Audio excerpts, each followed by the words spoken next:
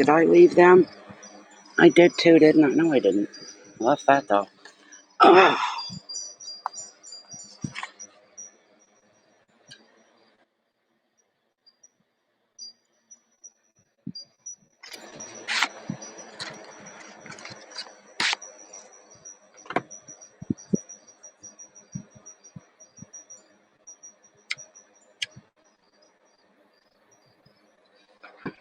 Work or not?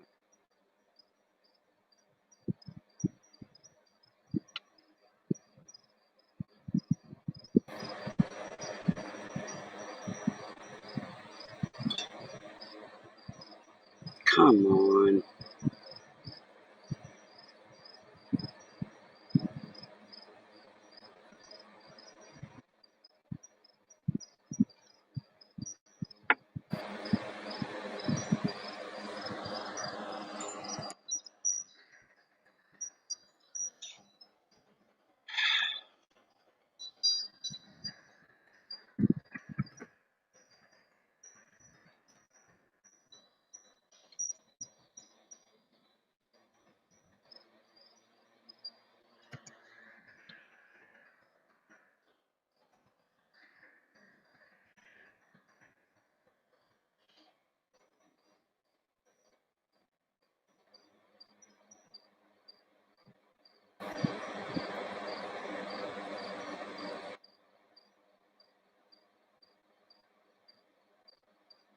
Hi, MK Karen. How you doing? Welcome to my deck. Welcome, welcome. Still a beautiful night. Crickets are singing. It could get a little chilly though, compared to what the temperatures have been at night. It's kind of nice. Hi, Corley. Wore myself out again today. I did. I cooked up a huge pizza, and then I made a very large chicken stir fry. And that took about 3 hours from start to finish. And then I had a mountain of pots and pans and utensils, and they're all in the sink, all neatly stacked and drying. But hey, it's nice.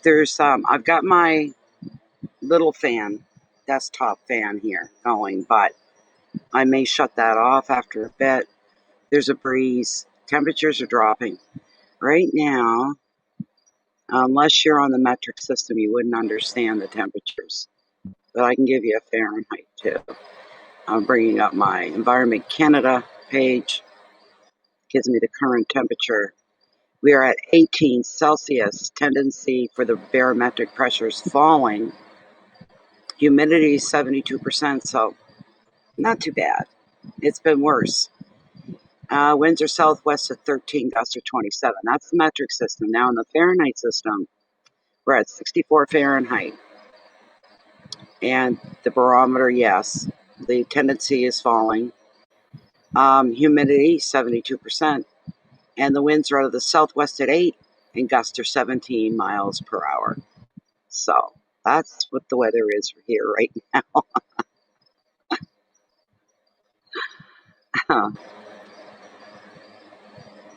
You did? It must have been one of those days, Cora, maybe, do you think? Just one of those, I don't know. I haven't done your reading yet. Oops, I maybe shouldn't have said that. And well, everybody knows now, of course, got a private reading coming. Cora was my very first online customer on YouTube. The very first one, and she's still here. And she still gets private readings. And there's a whole story that goes with Cora, which is telling a lot but not telling anything at all. But anyways, yeah, she's got another reading due. And what was my point in even saying that?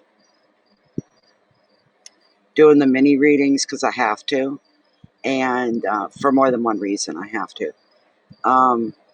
And the cooking, I did that. So when I knock off here tonight from you guys and say sayonara, there's something that I can just grab and throw in the microwave and reheat it.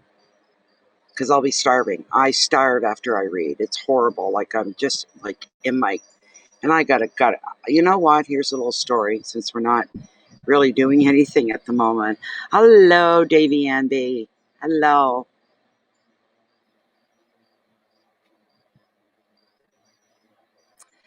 I'm gonna try to be here at least an hour and a half to 2 hours, at least that. No guarantee. So, yeah. What was I gonna say? A story I was gonna tell about something. What was it? It went right out of my freaking head again. I'm sorry, guys. I don't even know what it was about. It's gone.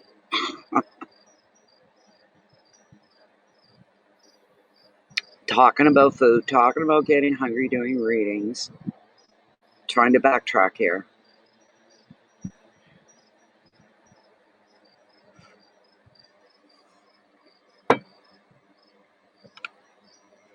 I know, but there was something that came after that, and I can't.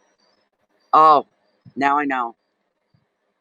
A friend of mine's cleaning her house. I told her stop bringing stuff. She knows who she is, so she logs in. Very beautiful people, generous people. And they've been coming with armloads of stuff. And, well, one of the things they brought was a full length mirror. There's no trim around it, it's just pure glass, the whole thing. And it's got little hooks that go like into the wall. They screw into the wall, and then you slide that into those little placements. Anyway, it's a full length mirror. I haven't looked at myself in a full length mirror in probably 28, 29, 30 years. I'm serious. Only reflection I see of me full length is if I'm going by a store window, you know, or something like that. I might see my reflection, or approaching a glass door to pull it open or something, you know. Um, and I'm telling you, I'm fully dressed and I'm looking, I'm going, oh my God, that's me. Oh my God. Do I dare even take a good look? And what I meant by that, not being gross or anything or personal, I wanted to see what I look like from the side view. Because I've got a belly, like, I got a goddamn belly. When I lifted my top, my jaw must have hit the floor. As I stood sideways, just lifted my top up to here. And my stomach looked deformed. That's what it looks like to me. It looks utterly deformed. Um, that mirror was a curse. It's still a curse. I don't even look at myself, and I have to walk in front of it every time I leave my room. So, oh my God, horrible.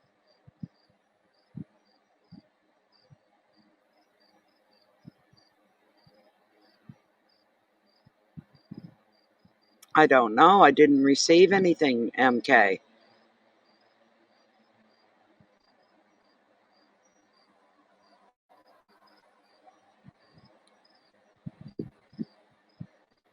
Oh God, no, I'm not. Hi, Luella, how you doing? No, MK, no, I'm not. No, I'm not. I don't beat myself up over my image or what I look like, but I certainly don't tell myself, hey, baby, you're hot. Hey, baby, you're beautiful. Hey, you're this. You're... Never, never, never. No, ever. When I was younger, yeah. When I was younger, here's the kicker. And I had a friend tell me, she said, Natalie, when we were in our 20s and our 30s, and even younger and even a little older than that, she said, you had it going on and you didn't even know it. You'd walk down, we'd be in a club, and she said you'd walk up to the bar to get a beer or a drink, and then you'd walk down the length of the bar to come back to the table, and the bar was full of men. And she said one by one, almost literally, she said not literally, but it may as well have been, they all fell over one by one as you walked by. She said that's how much you had it going on and you didn't even know it. You didn't act that way. You had no. I said no. And you're telling me now why? You know, but I don't. And some women have the other problem. They really pump themselves up. I've had friends that go, "Oh, I'm hot and I know it. I'm a hot chick. I know every man that sees me wants me." You know, and I'd be going, well, you certainly don't lack in attention because you more than give yourself enough. That's conceit. That's vanity, kind of a thing. That's how I feel, Cora. Like I look like I'm about 7 months pregnant. That's what I look like, you know. So it's and yes, I do my hair, and yes, I put a little bit of makeup on, and I'll change my top. I want to be acceptable. That's all. I've seen some when I used to watch. I don't watch other readers anymore. My own channel's enough to fill up my satisfaction only once in a blue moon and I mean once every 7, 8 months, I might go, hey, I got nothing to do. I think I'm going to check out some of the readers. Let's look for cancer, you know. And I've seen some still in their bed with their jammies on, all wrinkled and fluffy, and bed hair, a mess.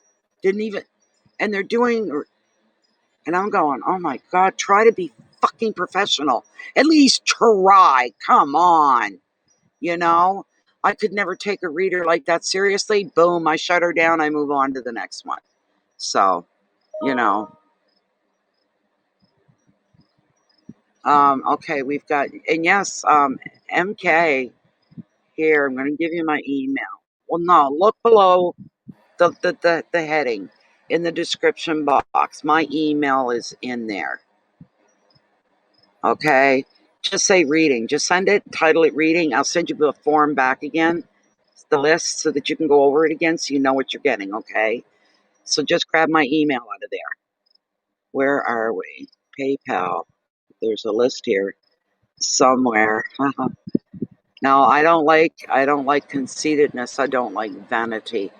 Um, there's nothing more of a turnoff, especially if it's coming from a woman who thinks she's all that and then some. That's horrible. I think it's horrible anyway. That makes me uncomfortable. It makes me cringe. Luella! Hi, Luella. I already said hi to you, but I'm saying hi again because you're the reading that rang through. I'm just waiting for PayPal to come on now, open up. There we go. One question mini reading. Okay, what did you want, Luella?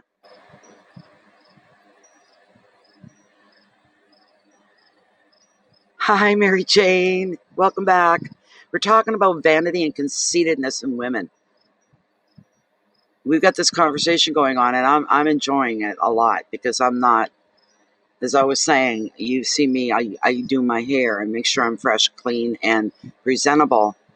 If I'm leaving even to go to the corner store, I won't go with my hair all with bed hair and all like this, and I see women like that.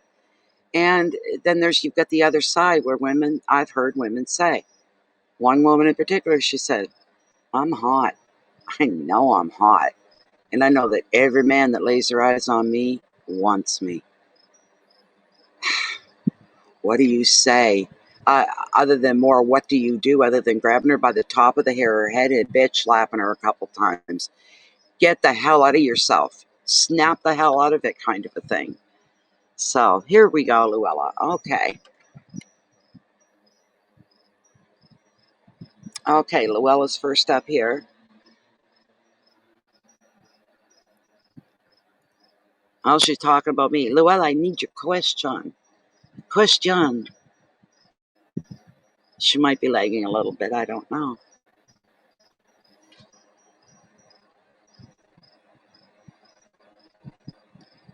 Oh, I don't, you got some men who go, I know I'm hands. I've met so many men like that.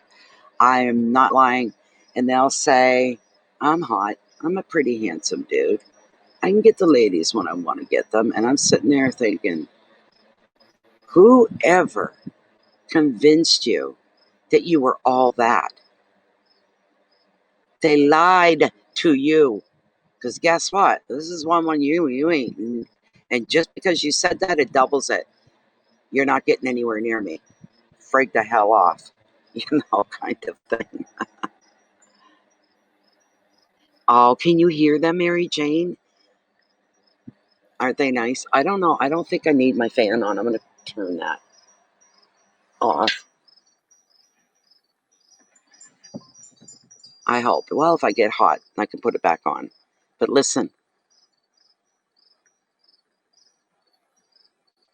I love them. Crickets represent summer. They represent warm, beautiful summer nights. They represent romantic situations, romantic evenings. You see it in all the movies. There's always crickets in the background outside summer night shot, so Me too. Luella, my goodness.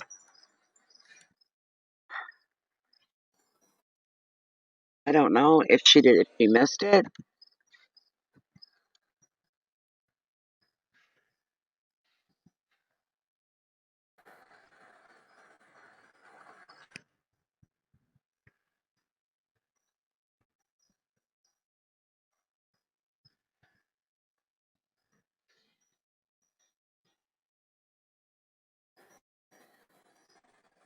How do they? I never even think of things like that. It's funny. No, they remind me of warm, romantic summer nights. Probably because of the movie industry and the movies that we see. You know, one thing I like even more about them, they're like a little alarm system. So if I'm sitting out here at night and it's dark, which is going to be in about half an hour, it's going to be dark. And I hear them all, and that's just one or two there right now, but normally it's the whole yard is full of them. And they're all creak, creak, creak, creak. And it's like someone hit a button. They all stop. Like now. Oh,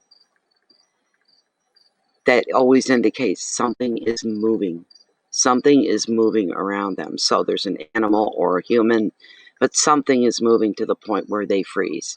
So, hey, they're good that way. Oh, okay. Okay, Luella.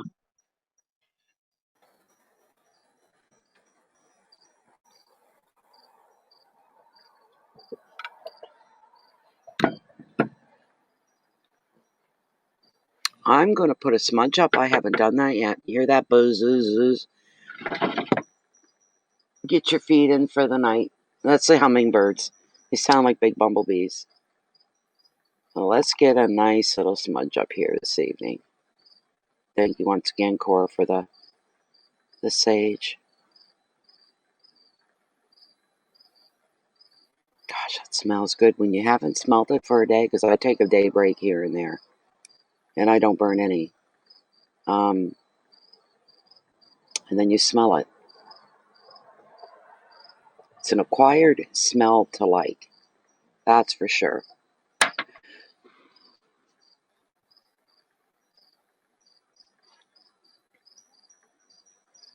Go with the direction of the wind.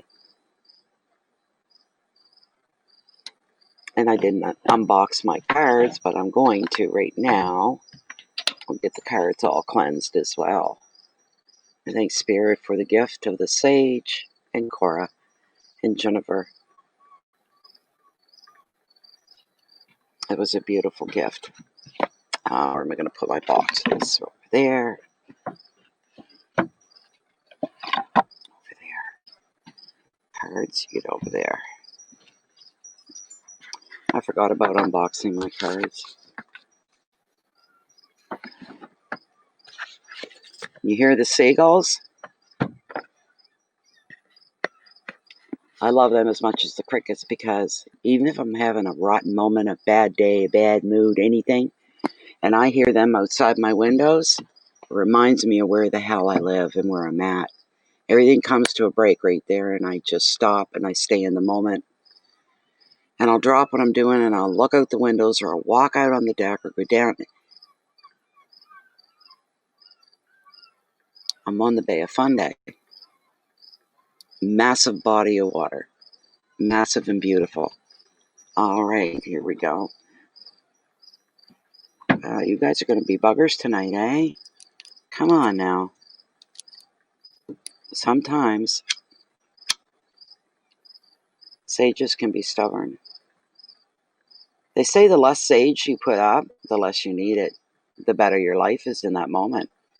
But if you put up a sage and it brings up one great big infernal column of smoke, there's trouble brewing, and you need all the sage you can get. So that's why it burns more. So I don't know. Maybe this is a good thing tonight. There we go.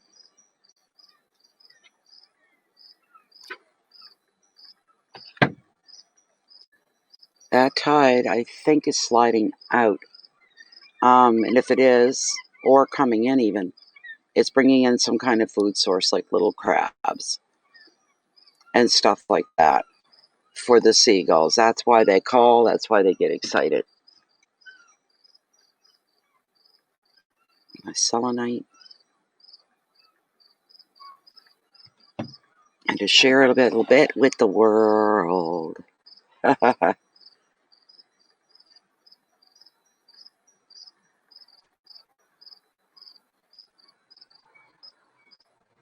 There you go, guys.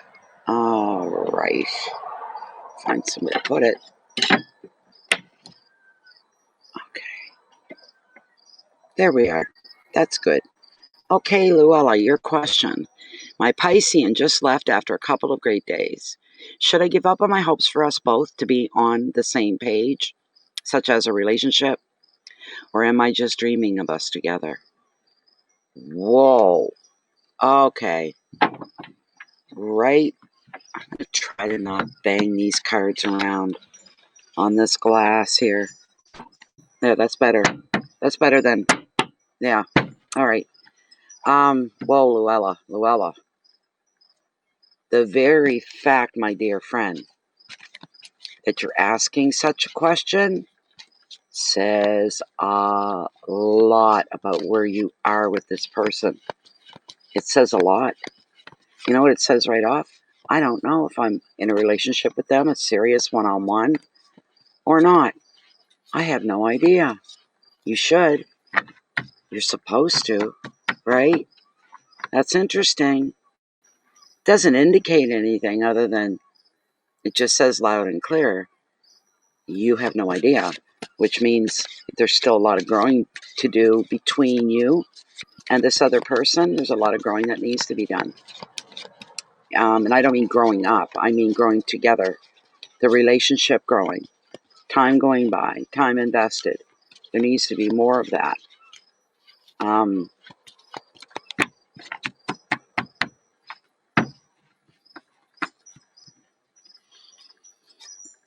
Tell me something. To Luella, have you used the L word with each other? And meaning it in an intimate way? Have you? With her or him? I'm sorry, them. We'll say them. I'm sorry, with them. Have you used the L word? There's something you have to ask yourself.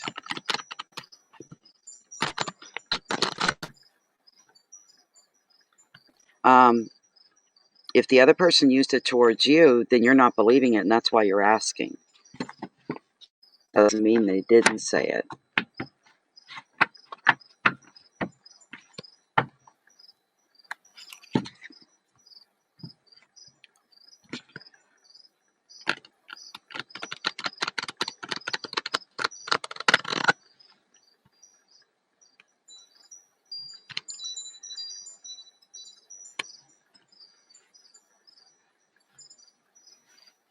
This is obviously a newer relationship. I think Luella, you're lagging. This is going too long. It's going on too long. I'm not getting any responses. You need to log out of the chat and then log back in again in order to get on the same time frame that I'm on. You've just slipped back a bit, so it's taking a while for the messages to get to you. It seems like the longer we're at it, the longer it's taking too. Okay, we both love each other. I'm just not sure if it is friend love from him. And we have been around each other for 20 years.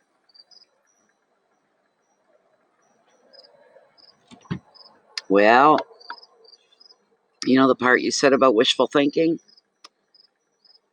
You need to open your eyes to that statement, what you put. 20 years? And you're asking this question? 20 years? Oh, it's a beautiful sunset tonight. You guys can't see it. The reflection of the sun sets in the west, and it shines over everything here over a mountain, and all we get is the reflection and the light, but it's very beautiful. Very pink and very blue. Luella, let me get the card up. My bones are aching today, so the tea being hot's helping again. This is for Luella. She's kind of been in like a 20-year relationship, but what kind of relationship she can't even describe. If they're a couple, are they partners? Are they... He doesn't see it that way. He doesn't. Men have a sense of possessiveness. And if he thought that being with you, whenever it's convenient, wherever you decide to hook up, it's very casual. It's a casual relationship.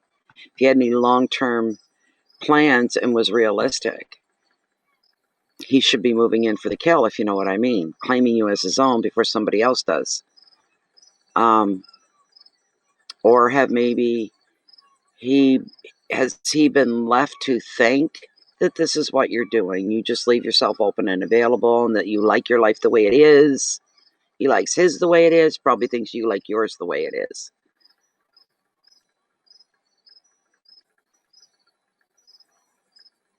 So, welcome back, Mary Jane. Okay, Luella. We're going to get a card here. We're going to get a card here and see what goes on. If you've never even... Like, your question implies that you've never talked about having anything more than you do. It implies maybe this is all wrong. Implications were wrong, but that's what, on the receiving end, what I'm getting. That the subject's never been broached in 20 years.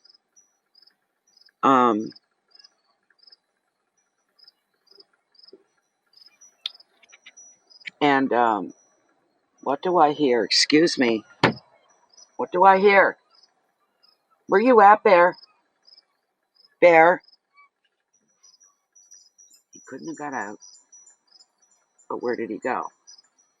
Bear! Oh, there you are. I'm sorry. What was that noise I heard? It sounded like someone on the stairs and there's nobody there. Okay. All right. This seems like a simple question, but it's not to me. It is not to me. It's blowing my mind. You've been together 20 years and you don't know what kind of relationship you're in. That blows my mind. Wow. That tells me, how can I even put into words what I'm thinking?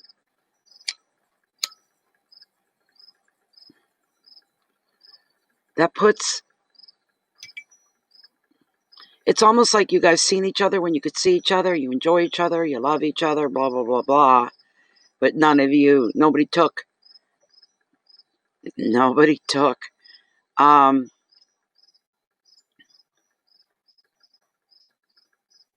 one took the time to notice that the time was going by. I don't know what to say. I really don't. So I'm going to cut the deck. And I'm going to see what tarot brings up. Please be relevant to this question, because I need to know now too. Yes.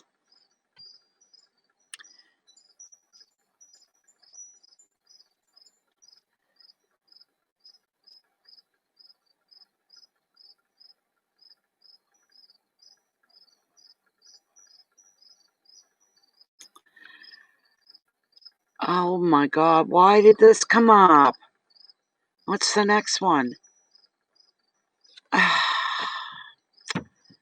Luella. Oh, piss right off. No. Not even the cards that follow, not even close to something else.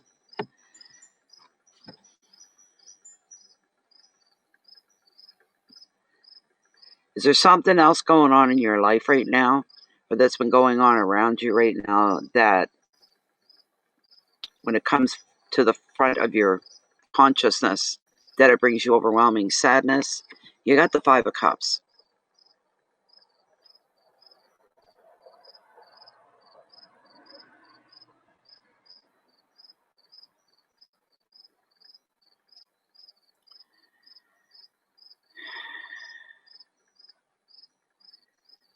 This. Oh, Luella.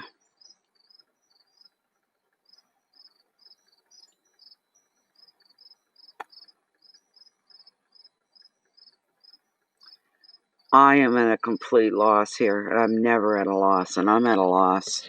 I really am. I hate that card. Hate it. It was the last card I thought was going to come up for you. No. Five of Cups. Why? Why did we have to start the readings out like this? I'm going to read you the generic. All right. You can see if that's going to resonate or not. Bear with me while I take care of one little technical issue here so I'm not repeating myself. Let me see. One moment. Hurry the hell up.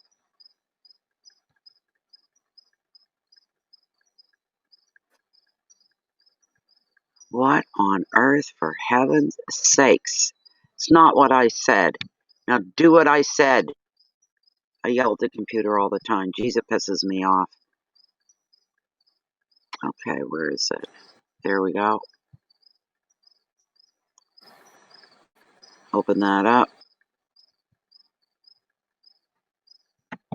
Copy. And back down to the chat.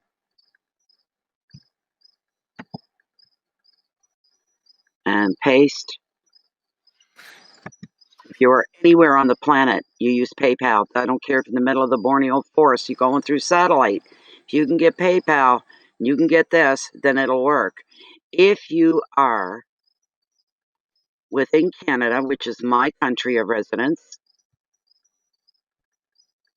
then you use the transfer system. It'd be in your better interest, you might say. So, and I'm about to put that up right here. And this is how the mini readings work. And I wish some of you people would stop to read the title. Mini readings. Tarot answers one question for one donation. Pretty simple, but there's the information.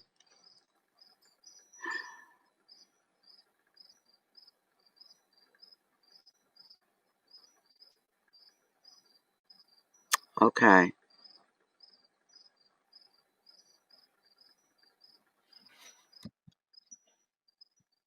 Okay. That is a shame. So part of him is probably, you're surmising, is living in the past, thinking that there could be just an ever so slight chance that he might get another shot with her. The thought I had was, when I seen this card come up, that if you made this an issue about you and him making some future plans and being committed to just each other, exclusive to just each other, that that might scare him off. And I'm like, how would that scare him off, though? She says they both feel the same way about each other. But now when you put it this way and you add that little bit in, I got to tell you, it's not awkward. It's considerate of your feelings while still trying to be a straight shooter at the same time. Now that you've told me that, he may go a little cold on you if you broach the subject right now anyway. So what I'm feeling for you, and I haven't even read the generic side of this card, but I will in a moment. So what I'm saying is, if you want to continue to see him the way you've been seeing him all these years, then don't say anything. Accept what it is for what it is in this moment. All right? This moment in time, the way things have been going. Down the road, if things start to really irritate at you, they start to occupy your mind, and that's all you're thinking about, and you're feeling a little put out about it, or maybe a little angry about it, you may get to the point where you'll say, it's going to be do or die now. And you will broach him with that subject and take a chance. You will take the chance that he may carry on as normal, but when it comes time for him to leave to go back to his own place again, it may be a little while before you hear back from him. Because he's chewing on what you said. He's thinking things over. Is what's going to happen here. His first response is to be defensive and go, no, I'm not doing that. I'm not moving. You're not going to move. all the reasons why you shouldn't. That, you know what I'm saying? This kind of a thing. Hi, Angie Taylor. Thank you very much. Yes. So, I'll give you the generic side, Luella. I'll give you a mosquito or two, too. The 5 reveals sadness due to the loss of a relationship, loss of work, loss of a friendship, or it could be due to bereavement. That would be the passing of somebody. Unlike the 8 of Cups, which shows a natural moving on, this card often reveals an unexpected break from a person, or it could be a job, and it's leaving you feeling very bereft and confused. And another meaning of this card is being unable to let go of the past. Another meaning of this card is unable to let go of the past, being haunted by guilt or regret. Scratch the guilt and regret, but you're being haunted to the past is holding on to him and what you've had in the past up to now. The advice: look for and accept support. The situation is not hopeless, and even if it ends, you will heal. You will get through. You're strong. Keywords: unhappiness and dejection, negative thoughts, confusion, hurt, disruption, and feelings of abandonment.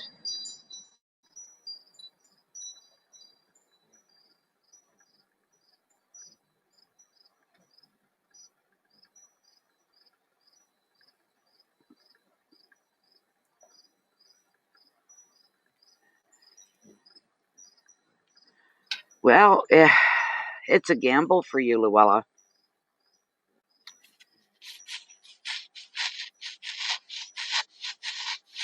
There you go.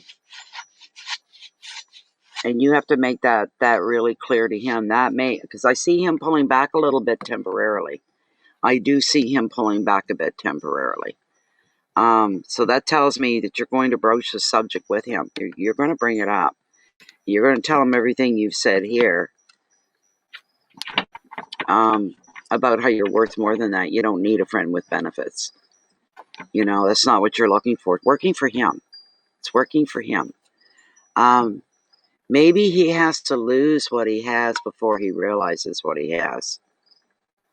So if you broach a subject with him, he is definitely going to back away for a little bit.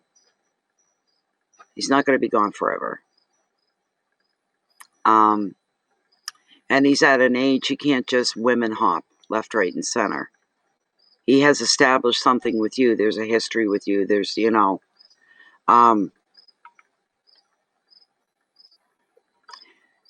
all you can do is be truthful and honest about where you are in the now, what it is you're seeking, what it is your wishes are, your hopes are.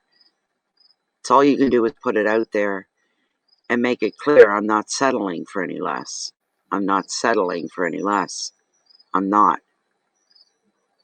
I'd rather be alone than just have a friend with benefits. I want you to become more of a part of my life. I want you to become someone special in my life. I want you to become my person.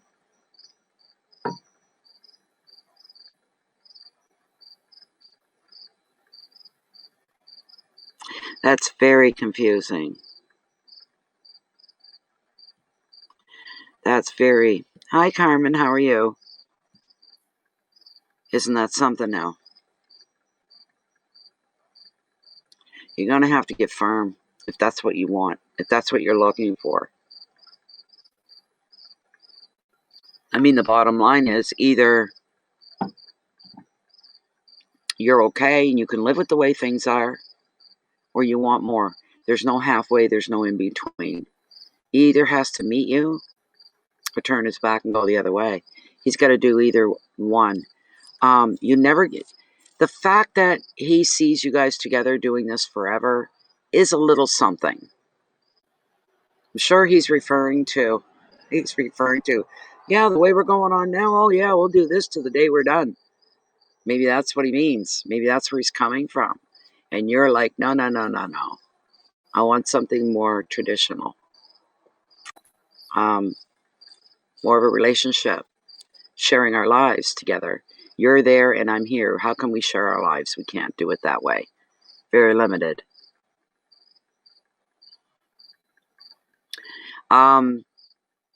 Maybe, Luella, you haven't put the screws to him. Do you know what I mean by that? Nailed him to the wall. And not just make it lighthearted chit-chat, matter-of-fact stuff. Put him right to the wall. Listen to me when I'm talking to you, what I'm saying to you. All right? This, whatever this is between us, isn't going to go on anymore. Because here's what I want. And if you can't give it to me, we're done. You'll have to say those words. We're done. But what else is there to say, right? It's just one of those situations. It's delicate. It's confusing. There are parts missing. There's some lack of communication going on, obviously, because you're going around scratching your head going, I told him this, and I told him that. What the hell? What the hell? You know?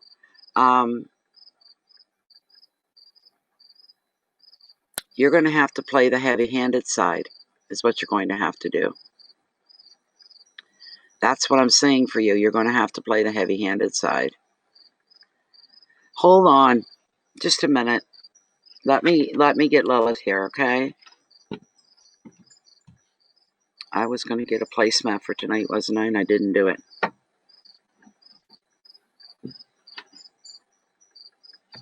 Okay, let me bring the camera down.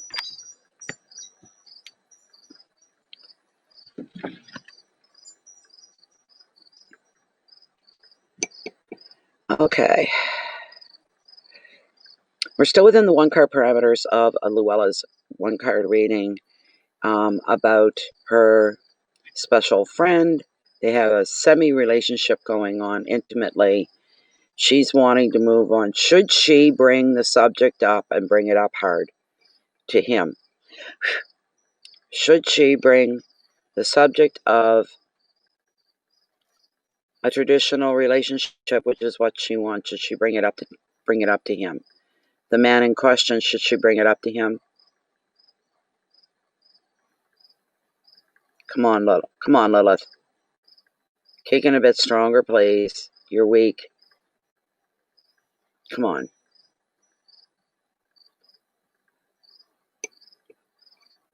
Lilith, please. I'll pull up a bit, but not much. I don't like doing that. That's about right. Okay. Come on, Lilith. Come on, Lilith. There we go. Should Luella broach the serious subject of a long-term permanent relationship with the man in question? Should she broach the subject? Should she nail him on it? She's saying yes. Well, wait now.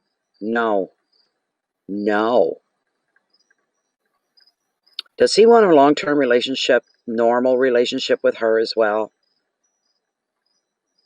No. Does he like the way the relationship is currently? When they see each other once in a while, is that what he is enjoying?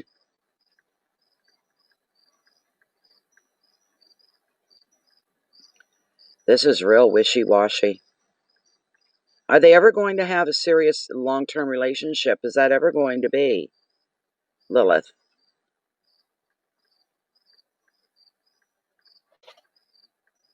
Oh my God, I can't get her to answer. Nothing's working here tonight. I'm sorry. I'm not even getting that much intuitively from her.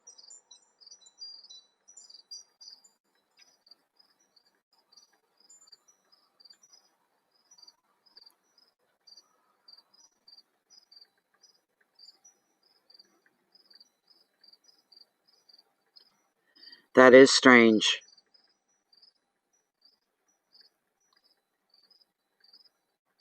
Well, we can only do so much, and then we'll move on to the next one. But there you go. Okay, Luella, you need to work on you. At this point, that's what I'm hearing. You need to work on you at this point.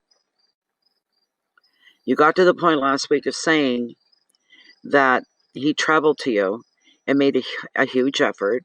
He said he cannot give you what it is that you need from him, and then he turns around and delivers.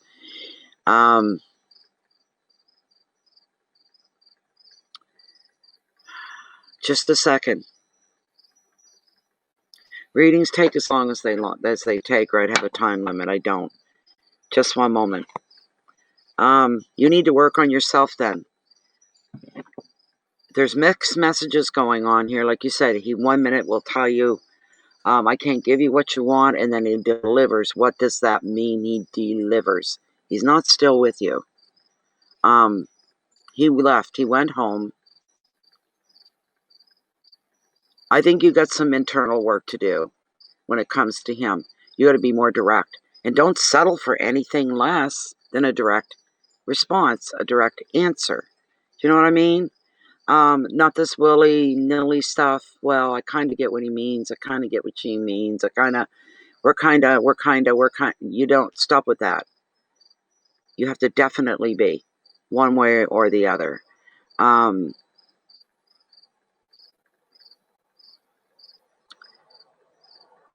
Maybe his delivery wasn't what you thought it was.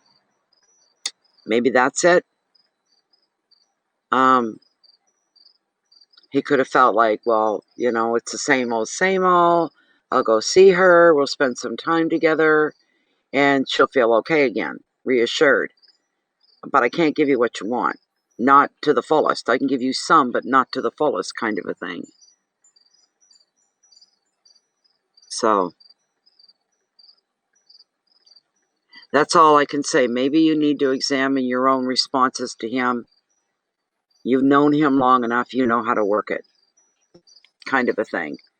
I'm sorry, Llewellyn, I couldn't be of more help here. That's a first. I don't think I've ever had that happen before. So I'm really, really, really sorry about that. Terribly sorry. It's awful. You really threw me for the first reading. I hope that didn't set the tone for the rest of the readings. Oh my God.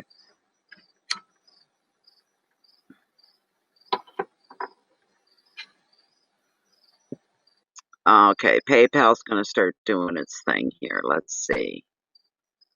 I'll go through email. Ow, I'm getting bitten. Underneath the chair, they're coming through the bottom. I'm going to have to go grab a blanket to lay down. Okay. Thank you, Margaret. Mary Jane, thank you, thank you. I see your question. Mary Jane's asking, will the rest of my week go better than the last couple of days? Bear with me one moment, Mary Jane. I need to get a blanket, a throw. It's a throw to put on the chair. Just one moment. And I don't want to trip over the legs of this rocking chair. So I gotta be careful where I step. Computer wires running, and I don't want to disconnect anything. Once I get free and clear. There we go. Don't, babe. Don't. Please. You're tripping me. You're trying to trip me. Goofball. Trying to trip mommy? Are ya? Are you trying to trip mommy?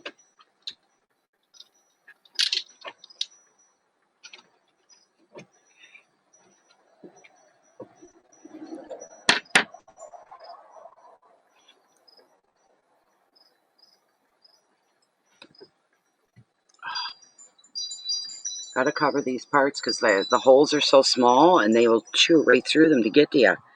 So I'm just trying not to trip on the computer wire and trip on the runners of the stupid rocking chair here. There. God. You're welcome, Luella. You're welcome.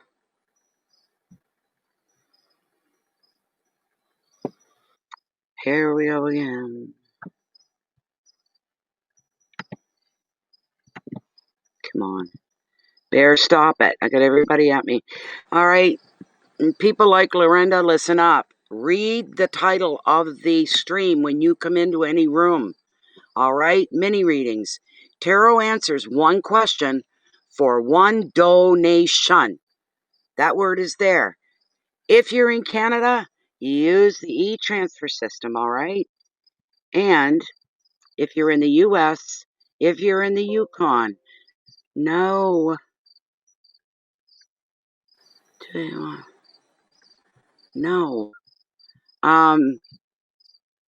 if you're in the UK, if you're in Ireland, if you're in Russia, if you're in Germany, if you're in the middle of the Borneo forest, you use PayPal.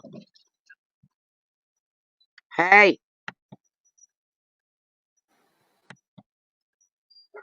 Oh my God, my dog got out. There! How the hell did he do that? You get up here right now! Now! Come!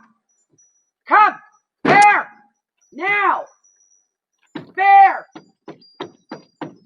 Bear! Get in here! You get up here right now! The hell are you chasing? You're gonna get yourself killed. Jesus, give me 5 heart attacks in 1 moment, why don't ya? In the house. In. Right now. You're in the house. That's all I need is my dog getting killed by a raccoon or a fox. Jesus, he's never done that before. My friggin' heart.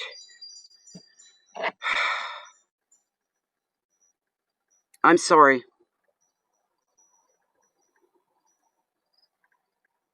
Good night, Luella. Thank you very, very much.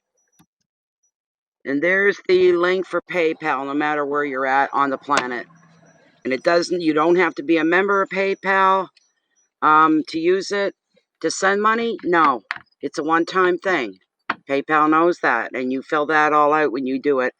And if you want to receive money, have money sent to you, then you need to have a membership. So,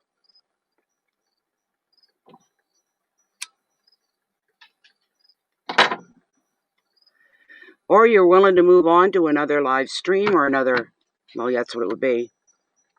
Maybe there's somebody out there giving away free readings. You get to ask your questions. I know one that does them for free, but you don't get to ask any questions. None. You just say, I'd like a reading, and she'll pull cards, and it's supposed to resonate with you. Okay? That's Nature Spirit is her channel. She's brand new. I think she's only had 2, maybe 3 live readings. I don't know. But she's just starting out, getting into it, getting used to it all. Running a channel, that is. So, but you can't ask a question. She won't answer your question. She'll tell you that. Don't ask me any questions. I'll just pull cards for you. So,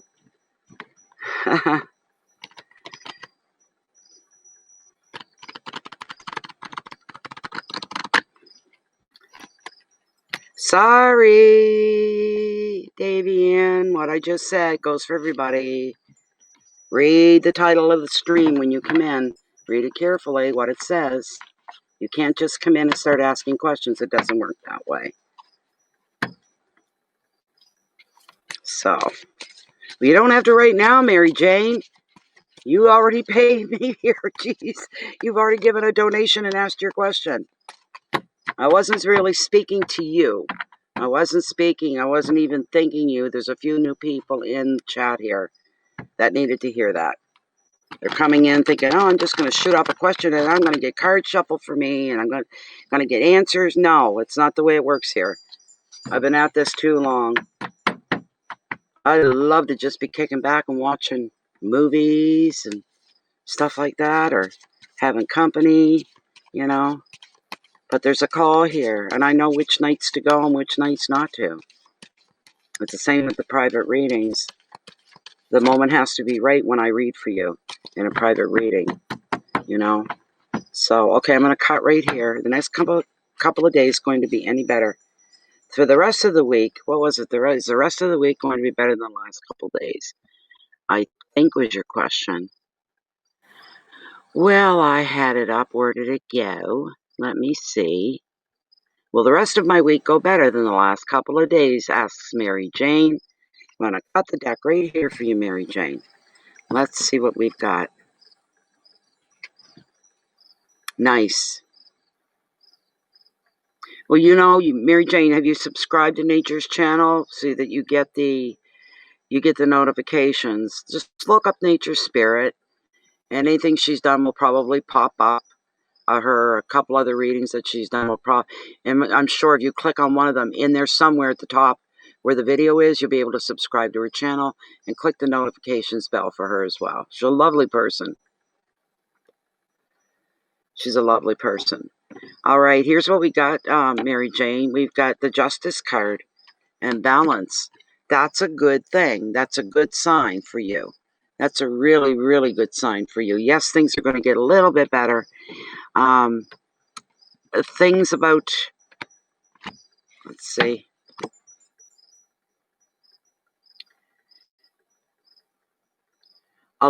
things will become a little more, what's the word I'm looking for? A little more amicable, a little more,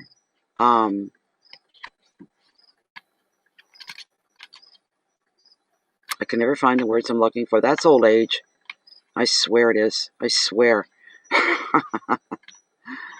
A little more easygoing, a little more easier to handle. I'm hearing there's something that's been ongoing for a few days. It's been a little on the high energy, high stress side. That's going to peter out soon. That's going to peter out. And you won't be as stressed over it as you've been so far. So far. A decision is going to be made, and provided that you've acted fairly in the past, it's all going to go in your favor. It'll all go your way. Now, Mary Jane, this can relate to, it could be a legal claim, it could be a decision at work, or it could be a relationship or some kind, it could be intimate relationship matter or a family matter. It's close, whatever. When justice appears, you can expect to find out the truth of a situation, and through this, you're going to find healing and you're going to find closure. 90% of the time, that's all we want. We want to be able to understand what's going on. We want to know that we're seeing all sides of the box, top, bottom, sides, ins and outs. That everything is laid out before us. Everything is apparent. Once we know, then we know what we're dealing with. It makes things a lot easier. And maybe even brings the blood pressure tempest down a little bit, feeling a little bit calmer because you know that you're in the know now.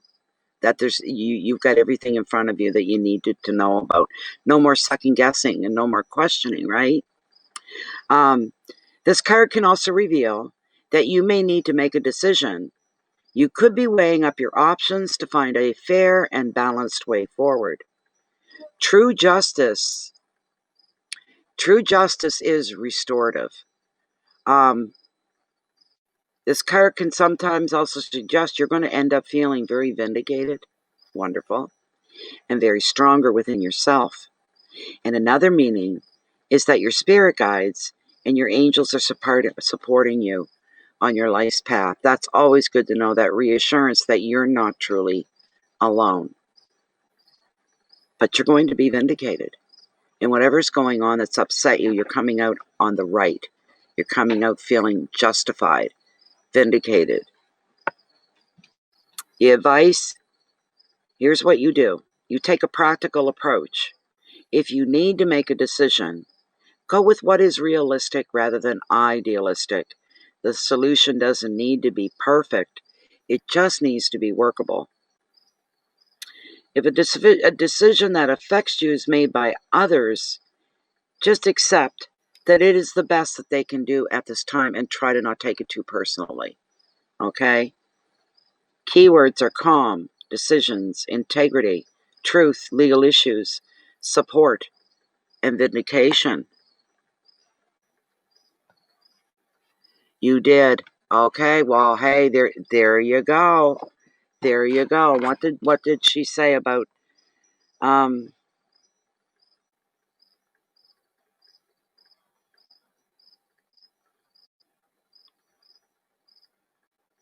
decision will be made, and provided that you've acted fairly in the past, it's all going to go in your favor, and it can relate to a relationship or a family matter. You can expect to find out the truth of a situation through this way as well. And that way you'll be finding healing and you will be finding closure. The advice is there for you to take. It's food for thought, and it's something for you to think about. So I feel, this is what's coming through intuitively. I stress if it's just me. and it's not just me, this is what I feel. I feel that you're going to be, by Saturday, you're going to be feeling like you're getting your second wind, feeling like a sense of peace coming over, and part of you is going to be saying, I'm kind of glad that's over. I'm glad I got through that. I'm glad that's over. But things where they've been up here are slowly, slowly, slowly coming down, and finding a balance. You will find that balance. She's all about balance. So it's amazing, really. I see you as somebody very, very strong, very straightforward. You don't mess around in the way you deal with people. You're honest, you're direct. Some people may find that a little offensive. They may find you hard to take. Tough, it's the way you are. Why would you change now? What, does everybody want you to play word games?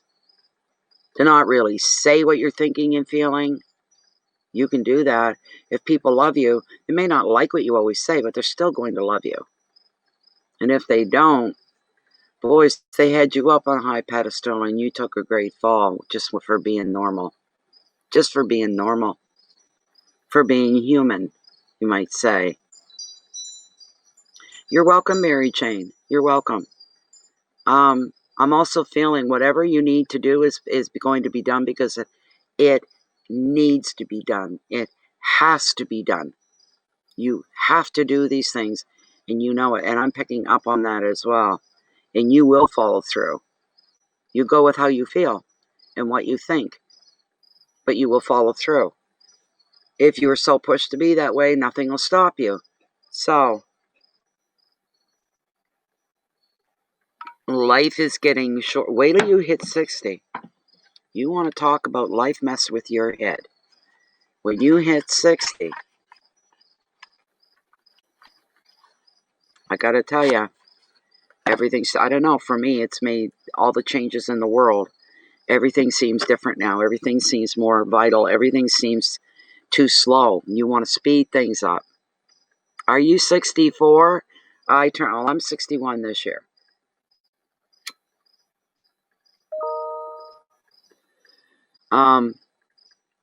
And I find that time is too short. I find in a race against time now.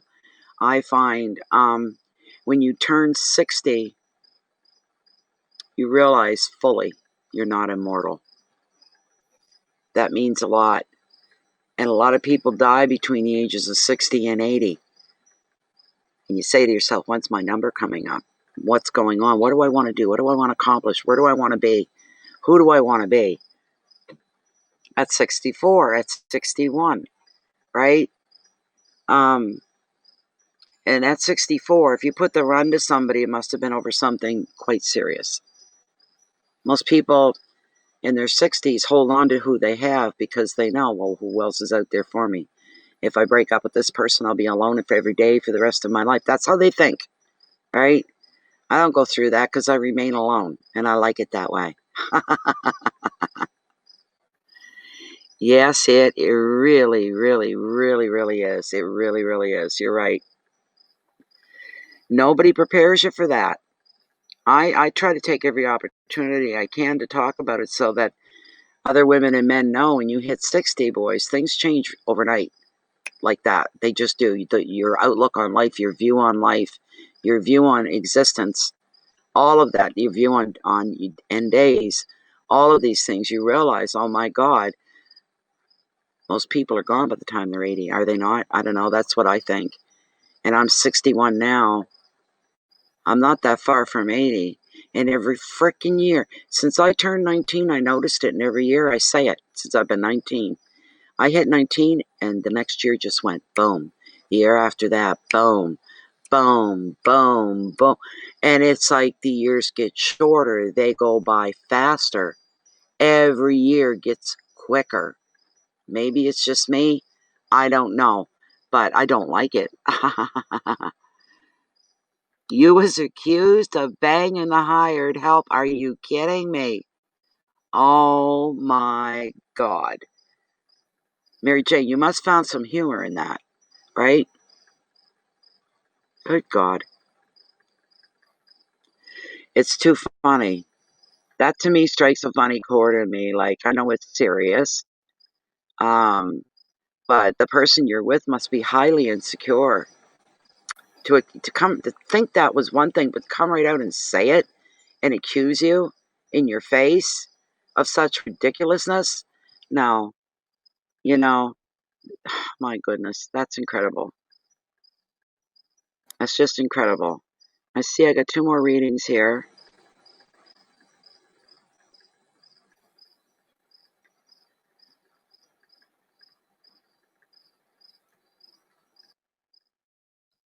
Hi, Davy. Davy Ann, I think it is. Davy Ann.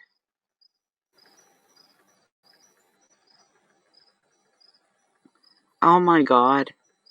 You must be one hot coochie mama.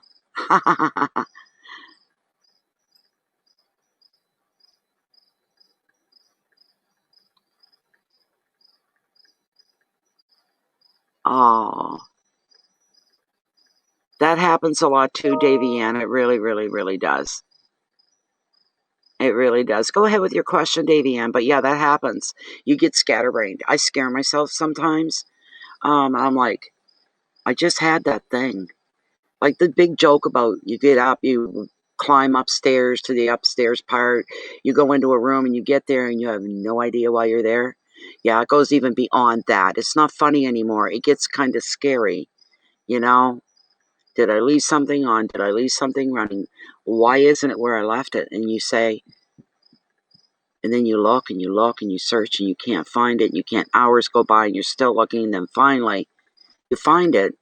For me, it's always right in front of me from where I started. It was right there the whole time.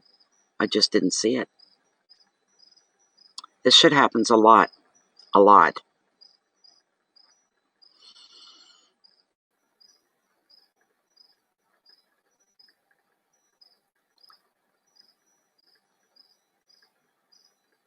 It was a good laugh, too.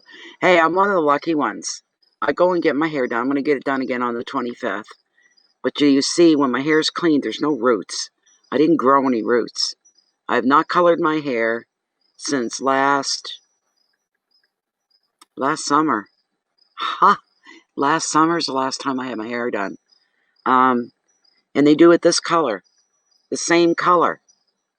I'm realizing now, why do I color my hair if it's automatically this color? This is my real true color up here. So if my hair got greasy and dirty, you'd see a darkening from here to here. And this would all be the same color here, all blonde or whatever. So, yeah. And I weigh about the same as you. So what, I'm a couple years younger, big whoopity do. It's ridiculous. I'm no cougar. I'm never going to be a cougar. No matter how you see me dressed, if I'm dressed to the nines or dressed to, I will never be a cougar. Not ever. It's insulting. I don't want younger men. It's the last thing.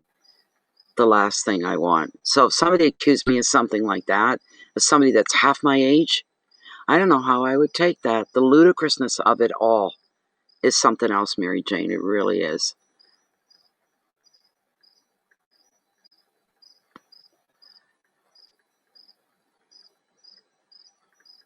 There you go.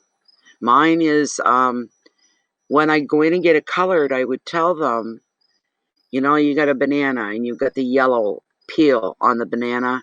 But when you open the banana and the flesh of the banana, that's the color. It's not quite platinum. It's a shade off. And she gives me perfect color every time, and it all matches. So, but I like the effects of getting it lifts your hair, gives you a little more bounce, a little more body. So you're gonna be a cougar, Lorenda. Oh my goodness. Okay, I remember. Okay, I do. I love what I do, but my heart is conflicted. I take of my mother-in-law and have a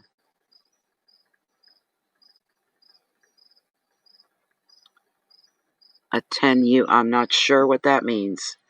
I'm not sure what that means.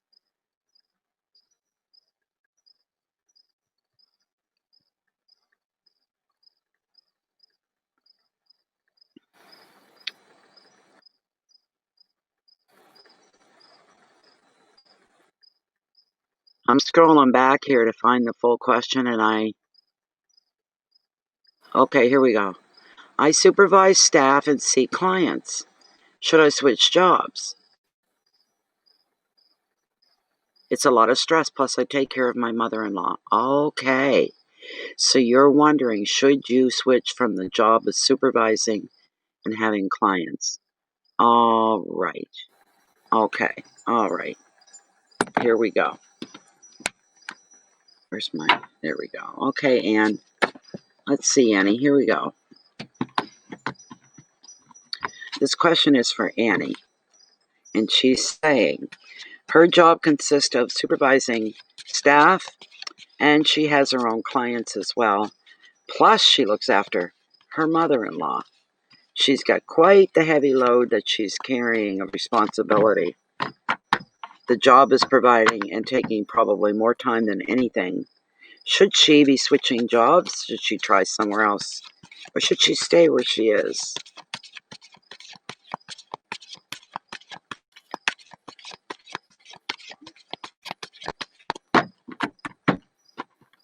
And I bet she finds at times she sacrifices one for the other. If she needs to be both places at once with her mother-in-law and on the job for her clients, things can happen. You get overwhelmed, overworked.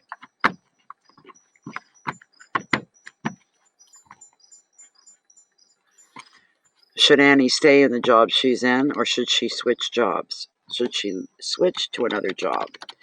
Maybe something with not so much, such a high demand on her, her capabilities and her needs.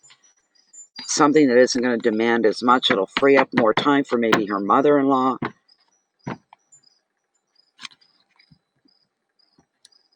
Goodness sakes.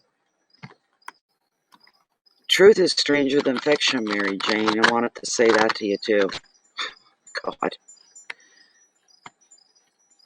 You know, are you secretly on that show, Mary Jane?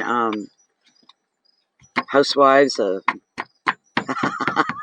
New York, Housewives of, you know, California.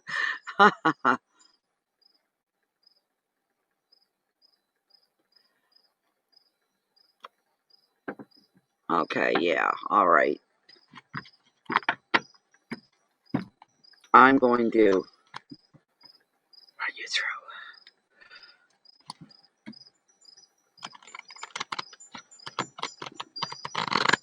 Okay, let's see.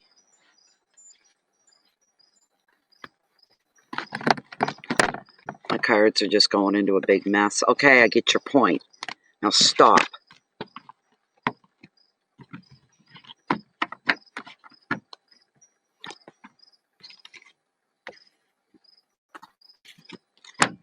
One more. Do it right. Please, do it right. Should Annie switch jobs? Should she be doing something else to lessen the pressure and the stress in her life? That way she can be more of a daughter-in-law to her mom-in-law and a much more relaxed employee as well. Let's cut. And let's see what we got. What does this have to do with anything? You got the 8 of Wands, and the 8 right off indicates some major change going on in your life, which would tell me that you may start looking for other kinds of work.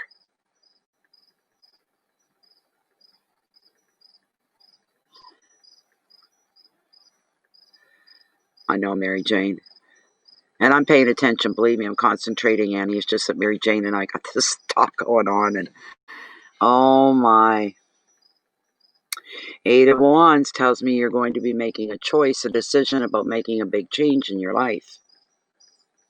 But the big prompt on this card has something to do with travel. So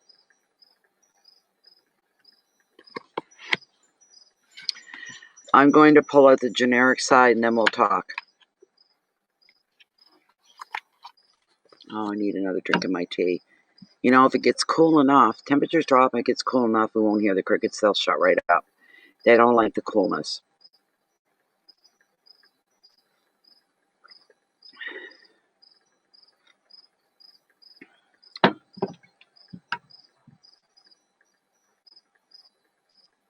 Do you really? Mary Jane. You should hear the way I talk to spirits sometimes. And I always say, with all due respect, and I love you more than life itself, more than anything in this life. You are number one. But man, I'm pissed and you had something to do with it, you know? So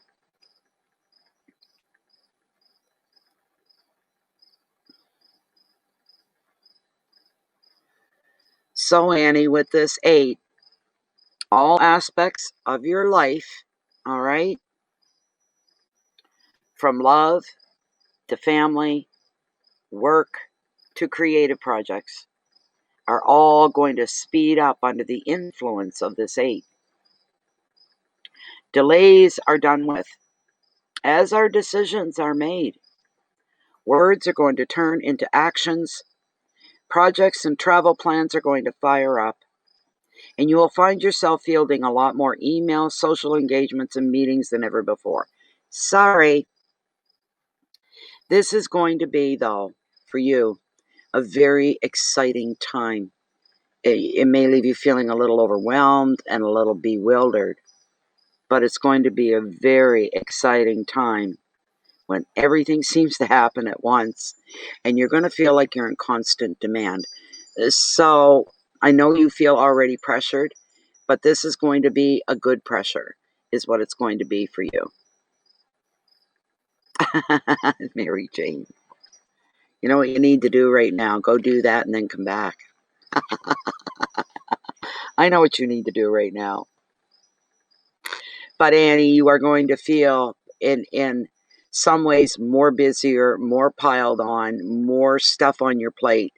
But it's all excitement. It's a whole different feeling than what you're feeling right now from the pressure you're under. Yeah, you're still going to be under pressure, but the water on the beans is going to change, meaning, yeah, I might still be a pot of beans, but man, the temperature has changed and it feels fine. This is a kind of pressure and stress you can handle because it's all for something better and it's all for the good. Hello, Sharita. Ha ha ha ha. Thank you, Sharita, and I love being outside with you guys. I love it. It changes things up for me. So, here's what you got to do, Annie. You need to take a breath before saying yes to any offers that come your way. Take a deep breath and just make a statement. I can't say yes or no right here in this moment. I need time to think about this. And when you go to choose, make sure that you choose carefully, very carefully. So that way, you're not going to be wasting your energy or running around in circles with more than one poker in the fire. You can't do that. One poker, one fire, and stick to it. That's what you have to do. So don't add negative pressure to yourself by going, oh my God, what am I going to do? What am I going to do? Talk to the universe, take a deep breath, get relaxed, do what you got to do to relax. Find a nice, comfortable little corner, kind of like what I'm sitting in the dark, under the stars, some nice twinkle lights going. You guys don't see all the white mini lights that are all here. They all go up into the umbrella. They're wrapped around the thing of the umbrella there, the pole, and they all scatter, and then all the oh God, I was going to call them utensils. For heaven's sake, see what I mean about getting old in your brain? The chimes hanging all over as well are nice.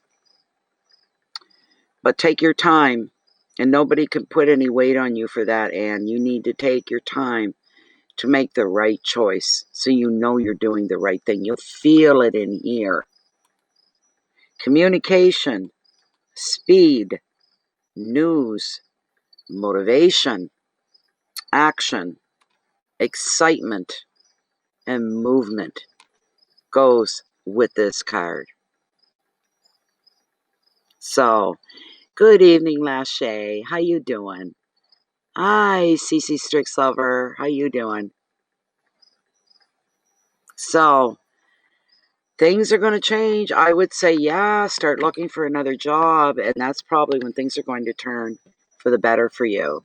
You'll be under some kind of pressure for the next little while until you get yourself resituated again. But the pressure's all positive. It's a good stress. It's a good pressure. So I'll leave you with that. Food for thought. Trust in the universe. Trust in spirit, because that's what just came through for you from spirit itself. So it's all good. You're going to be okay. It's all going to work itself out. You're going to find a wonderful balance. Not to worry, not to worry, not to worry. All right? Now let me get my PayPal list here.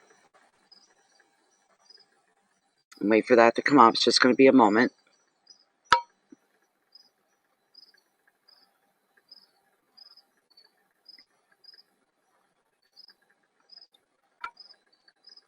Oh, yes. I got aching bones. The tea really helps. I might sacrifice here a minute and get some Tylenol, though, too. Come on, PayPal, log in. We are for crying out loud. Get out of here.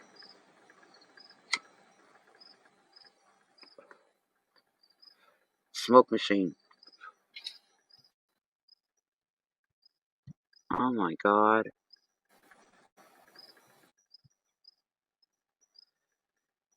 Let's see what we got here. The next person I have up is Carmen. What's your question, Carmen? I hope you're here, and I hope to God you're not lagging. Let me see who's after Carmen. Get them to stand by.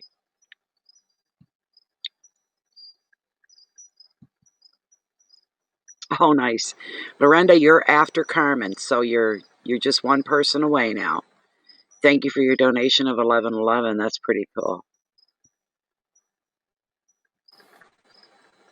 Oh, you're more than welcome, Ann. You're more than welcome. Yes, you can, Sharita. Yes, I haven't been here very long. Hi, Terry W. Seams. Yeah, I know. Aren't they nice? Love the crickets. Well, I get married and find a good man. Do I get a new job? Okay.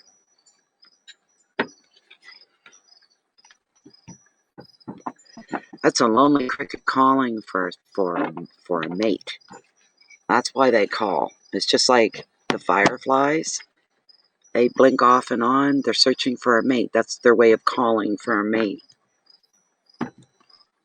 I love the crickets. There was a bunch out earlier, but the temperature's dropping enough that they're not really liking it, and there's one diehard out there.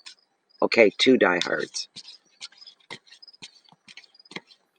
But they'll be right back tomorrow. Another hot day tomorrow in store for us. Okay. Carmen's asking, will she ever find a good man to marry? Is Carmen going to find a good man to marry her? Will she ever be married?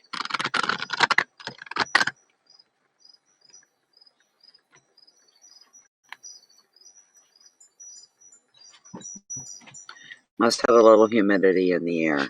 Cards aren't sliding the way they normally do. Come forward, spirit, for Carmen.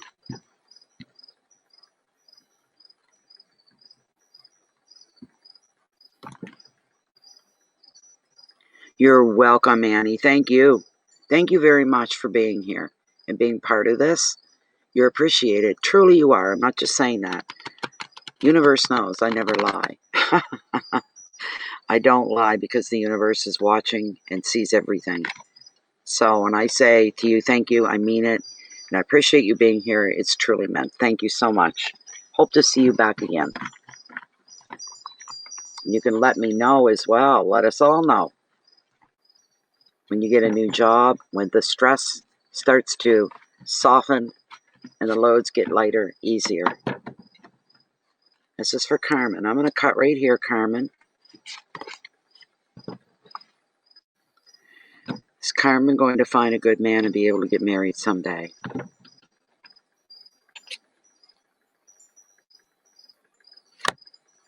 Well, I've never ceased to be surprised at the cards that come up in response to the questions. Never.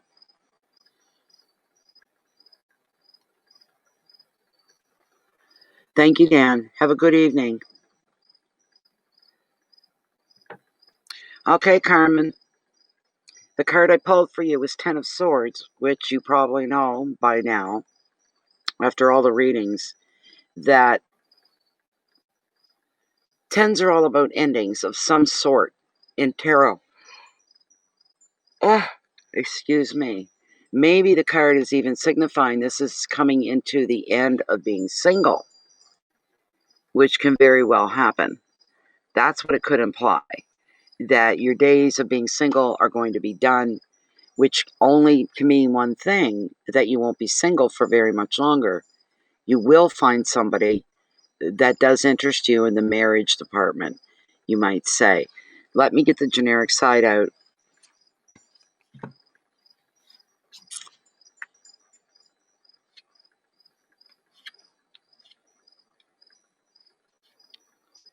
Most people groan and moan and they go into fear when they see the 10 of spades. They shouldn't. You really, really shouldn't. So, the 10 is the final number card of the swords, is the summing up. It's an ending. Sometimes it involves some degree of drama. This can come as a shock or as a relief. If you see the situation or relationship for what it is and what it was, and you can see that it cannot develop and grow. However unwanted this card may be when it arrives in a reading, it does tell the truth and it helps you to see what you need to release. The advice, anything that's not fitting your life, Carmen, anything that isn't a positive in your life, that's in your life, and it's aggravating and irritating, this is where you drop it and you walk away no matter what you have to. You need to walk away. Any bad situations, negative situation, you need to walk away from that and let it go. You need to focus on your present. You need to live in your now rather than dwell on the past. Don't be doing that, Carmen. If you dwell on the past a lot, guess what? You're going to be stuck there. That's what's going to happen. And if an opportunity came by for a new job or a new relationship, you could miss it because you got your head turned the other way, the opposite way of what could be coming towards you, and it'll go right by you if you're not careful. You cannot, Carmen, listen to me. Listen to me, my dear. Yes, you're 51, and yes, you're lonely. No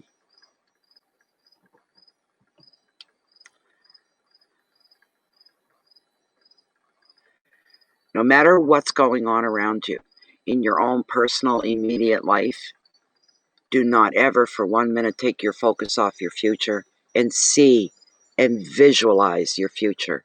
Visualize a good man by your side that's going to treat you like a full-fledged woman, that's going to make you feel good about being female, being a wife, and a partner, is somebody that sees you as an investment for their future in the emotional sphere of life. And that's what you want. What a beautiful moth. I wish he'd land on me. So you cannot, no matter what's going on behind you and around you, do not lose your focus at all in any way, shape, or form. You fight to stay in that spot. You fight for that. You want a new job? Same thing. Visualize. It's called manifestation, but it starts with visualization. You've got to put everything. You don't tell anybody. That's a secret for you. Okay? That's a secret in place just for you. That's your own safe haven, your own little hidey hole, your vision for tomorrow and the futures to come. You keep that vision and lock it in, and don't let anything come in and upset it in any way, shape, or form. These things will come to be if they're meant to be. And if they're meant to be, they'll come rather quickly. So you can be ready for that.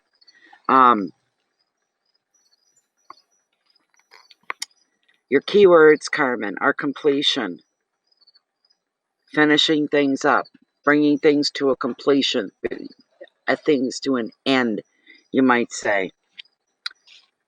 Releasing what you really, truly within yourself, you know darn right well. You're releasing things that have no good purpose in your life.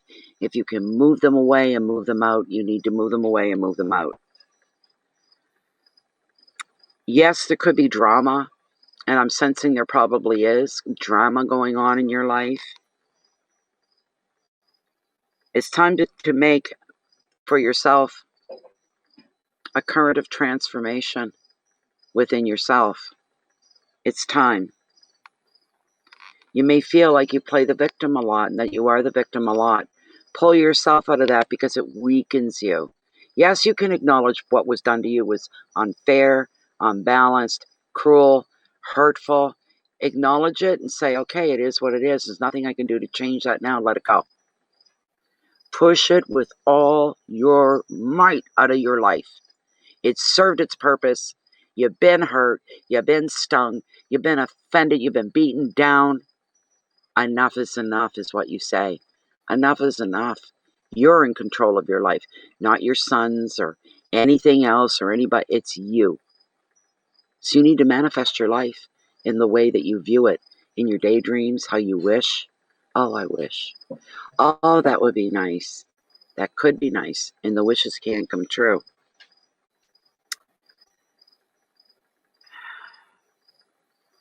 And sometimes facing the truth, and there will be some truth that'll come your way, it's followed by shock. And guess what? So what?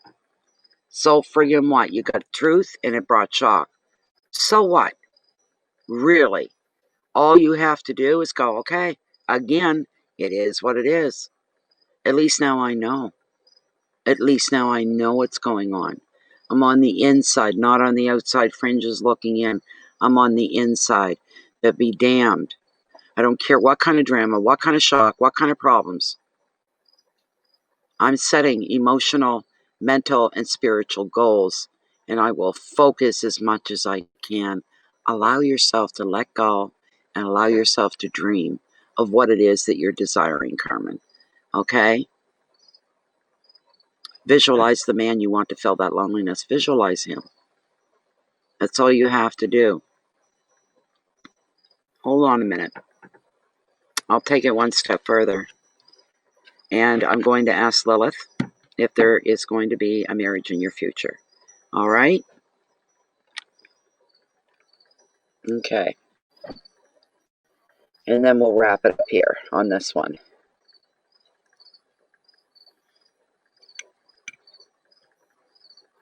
All right, Lilith, still within the one card parameter of Carmen's reading.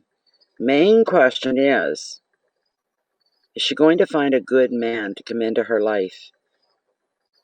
Is she going to find a good man to have as a marriage partner, a life partner? Is this going to happen for Carmen? Is Carmen going to have the right man come into her life to bring her what she needs? To fulfillment? Lilith is saying yes. Is this man someone that Carmen knows? The man that's coming in, the one in particular, is this somebody she already knows? Lilith is saying you already know them. What's the first initial of their first name? Does their name begin with the letter A? Does their name begin with the letter A? No. Does their name begin with the letter B? No. The letter C? The letter D?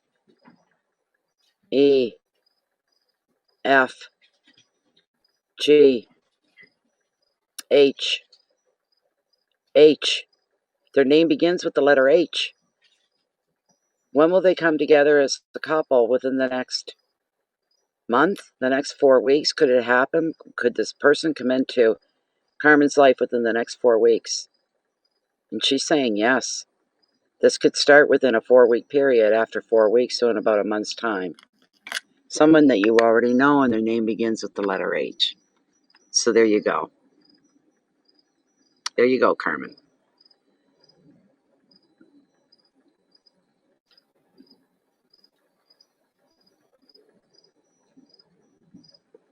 That's right, Cece. That's right, she is. It's coming, Carmen. You'll have to let us know in about a month's time just what took place, eh? Okay. I think, let me double check, but I think, Lorenda, you are the next one up. Yes. Lorenda.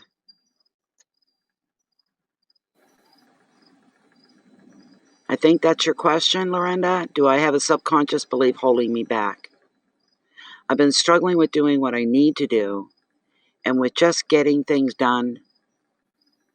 Okay, you've been struggling to get things done, things that need to be done.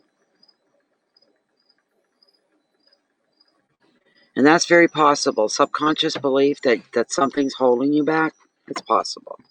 That's very possible, Lorenda. Okay.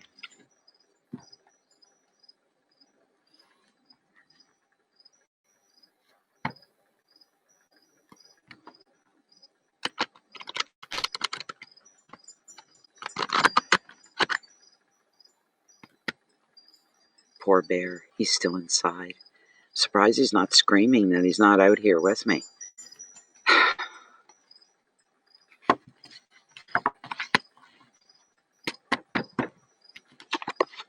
Okay. All right. Is Lorenda subconsciously holding herself back?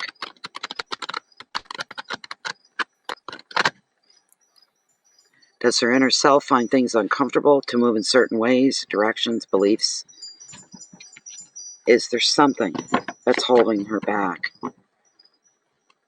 Kind of making yourself her own worst enemy. That could be a thing. You're welcome, Carmen. I'm telling you, you start right tonight. You start making and you focusing to manifest the man that you're looking for and the job that you want as well. Manifest. Because if you don't, any old guy could show up and any old job could show up too. Manifest what it is you want. You have that inner power.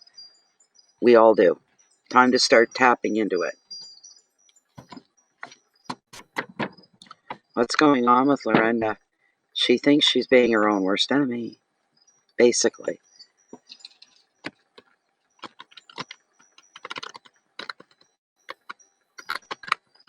Stupid mosquitoes. Get out of here.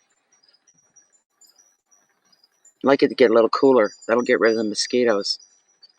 I don't hear the grasshopper, cricket, whatever. Oh, there he is. Okay, I hear him now.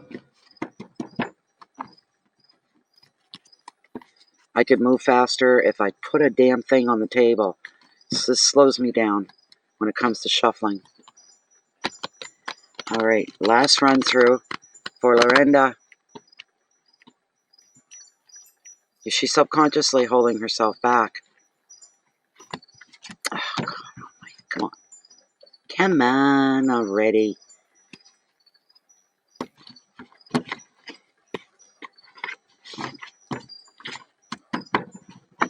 All right, I'm going to cut the deck right here.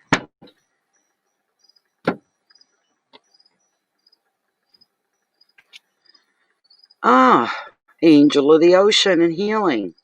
Interesting card, Lorenda. Very interesting card, my dear. Very much so. Very much so. I just have to check something here. Just bear with me for a moment. Okay. Piss off, mosquitoes. All right. So we've got the Angel of the Ocean. She's all about healing. Again, Lorenda's question, do I have a subconscious belief holding me back? I've been struggling with doing what I need to do and with just getting things done. Any insight? Subconscious belief holding you back.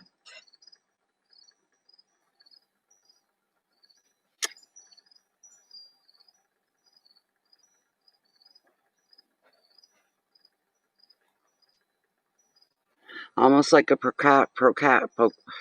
Christ's sake, procrastinator. You keep putting things off or slowing down what you're doing. Things could be done faster, more efficiently, and you're feeling like maybe there's something holding you back.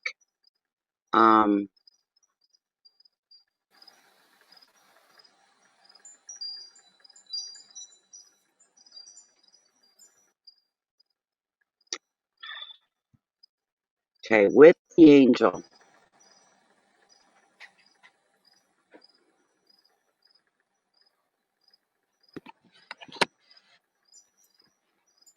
you just bear with me for a moment, my dear. Just bear with me for a moment here, because she covers many things.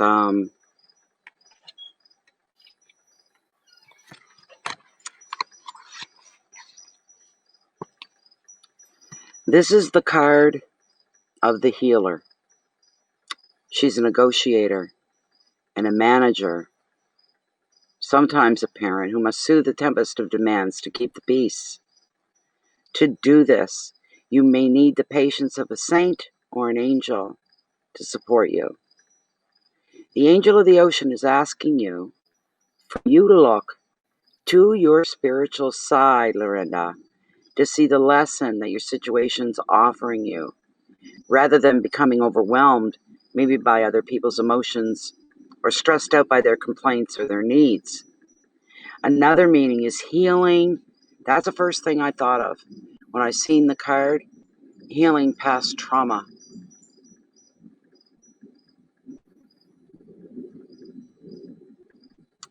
Balancing your mind and your body. You could be trying to even balance finances and more mundane, realistic things on life. Budgeting and financial planning could take a priority for you now. And you need to listen to this because you need to believe it. The angel of the ocean could be a sign of angelic guidance. Know that your angels are here to protect you through this very demanding time. The advice: you're going to need to work a little magic now to reconcile the opposites in your life. And you're kind of in opposite with yourself. There's an opposition within yourself. You need to be patient and compassionate and kind to yourself. Did you hear that? Listen again. You need to be patient and compassionate, though I'm adding the intuitive part to yourself, to you. And when you do, you're going to get everything done. That's right in the book. More compassion, more understanding, more patience with yourself. And when you start to show that to yourself, you'll get everything done. And you said you have a hard time finishing things, completing things, getting things, seeing things through to the end. Your keywords are balance and reconciliation, patience, flow, compassion, angels. That's all for you. The patience for yourself, getting on a good flow for yourself, reconciling differences, and having compassion for you is one of the things here. So,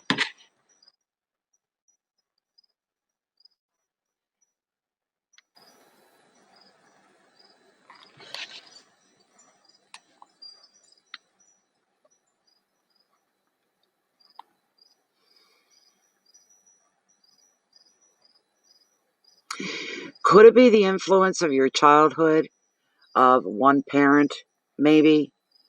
I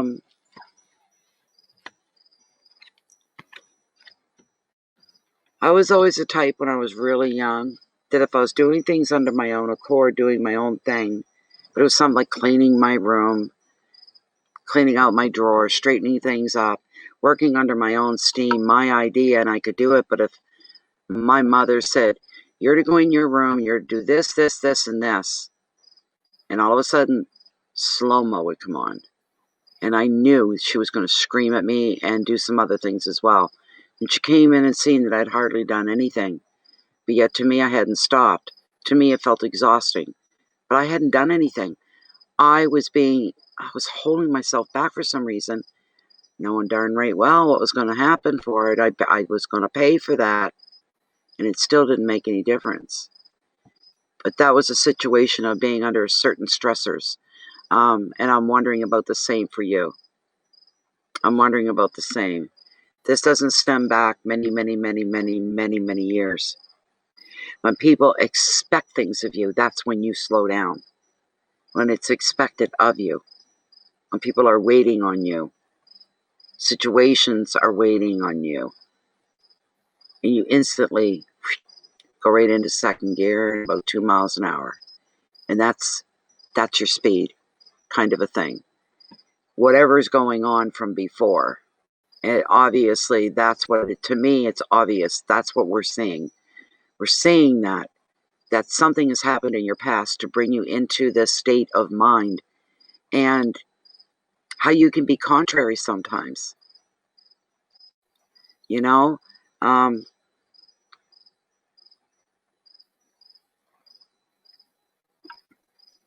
there's so much. This is a big subject, how we carry things from our past, from our childhood, how they still seem to have a hold on us and correct us, connect to us. The same old, same old. Some kind of outer influence that turned into your inner influence, but it came from somewhere. It was born, it was given birth somewhere, and this is how it's affected you. Does that make any sense at all? I hope it makes sense to you. In my head, it makes sense. I don't know if it's making sense to you or anybody else. So,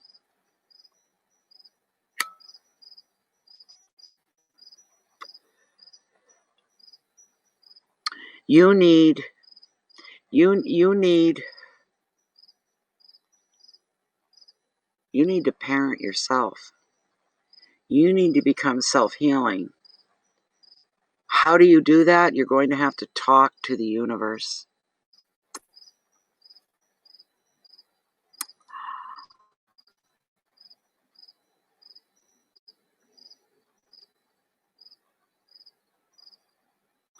Oh, Lorinda.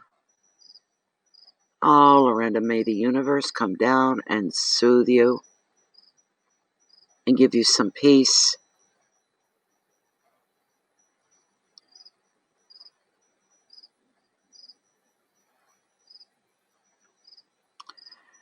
Yeah.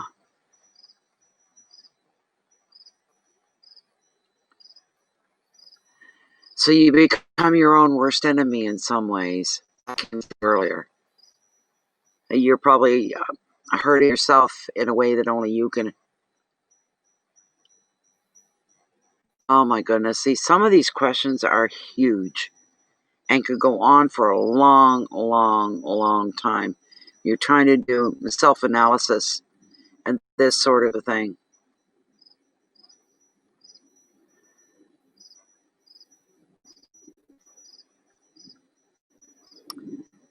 Oh boy, Lorinda, that's probably a big part of it. That's probably huge. Um, when my husband died 2 years ago, um,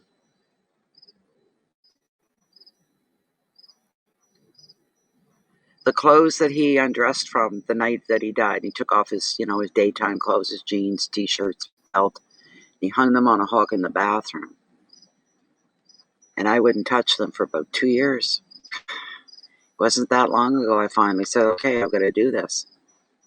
Took the pants down, took the belt down, took the t-shirt, folded them, put them away for the moment.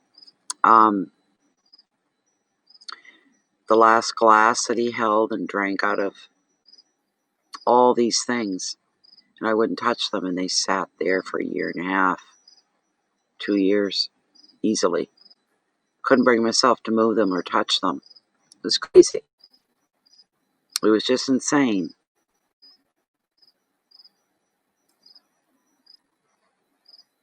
Hello, Regina. No, I only went out in the yard today. Bear and I went out in the yard a couple times today.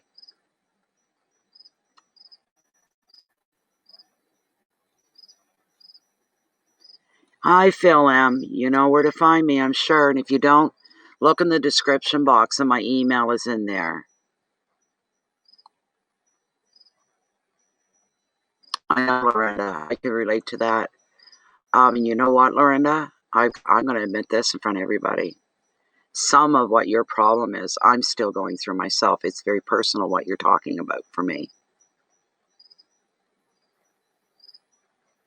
Yes, I am. I'm just a little tired out. No, we're doing mini readings tonight. You make like the heading says for the stream. Mini readings, tarot answers one question for one donation.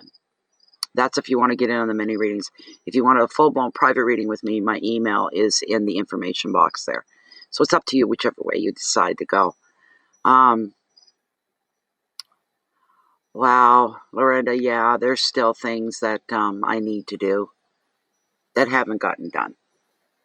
They've never been done. I still have my husband's ashes here. All good intentions. If I have my own wheels, I know where he needs to go and where I want to take him. But I need a car in about 6 hours out of the day to do it.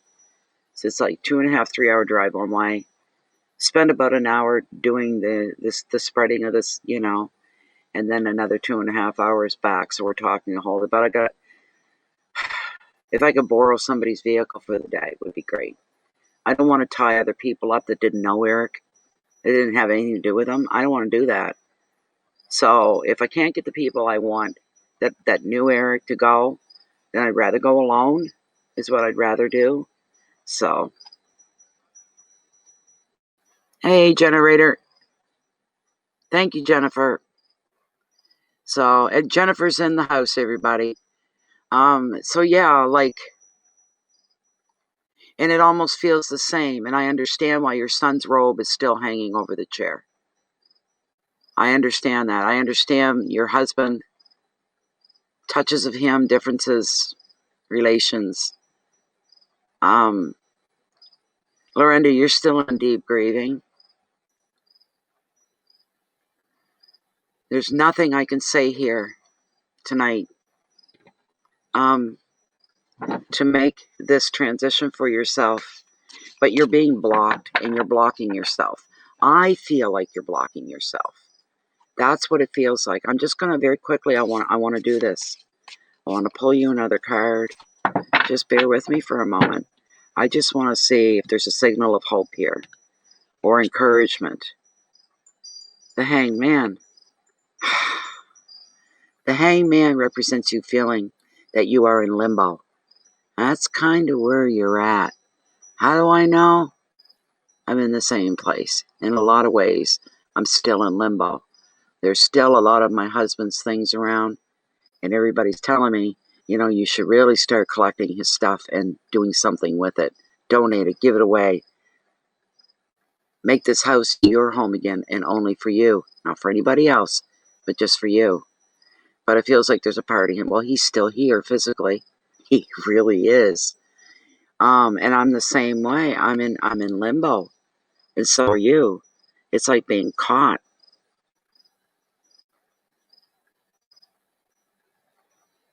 Hello, Elena. Oh, thank you, Elena. I would consider you almost a local. I'm in the Maritimes. I'm in New Brunswick. I'm not that far from you as far as provinces go. You do. And you just daydream, and you probably have tea or coffee, your favorite beverage. You sit, you drink, you sit, and you sip. Hours and hours and hours can go by. I know. And you go, my God, where did that I go through that every day. Where'd the day go? What have I been doing? What's been going on? Oh my God, I've been out here 4 hours. Doing what? And then I'm embarrassed for myself. Let me read you what the Hangman says, Lorenda, okay? And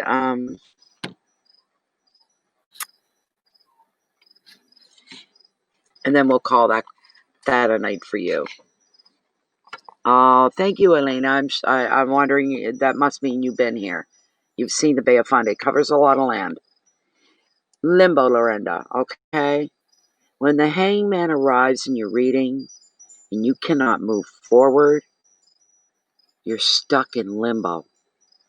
You may be waiting for a decision to be made, or you could be just generally feeling like some aspects of your life are on hold because relationships and projects remain static.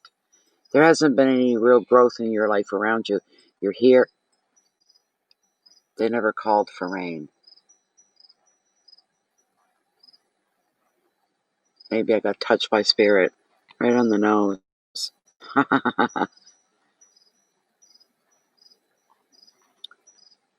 This lack of control can leave you frustrated, and you may decide to reach a compromise rather than hang around much longer, doing the same old, same old. However, the hangman is asking you to stay calm. Think through your options rather than rush to find an instant way out of a bind. This doesn't have to be time wasted after all your porch time. It doesn't have to be time wasted. Yes. Yes, Lachey. Really. Well, I guess there's more than one of us that are relating to you, Lorenda.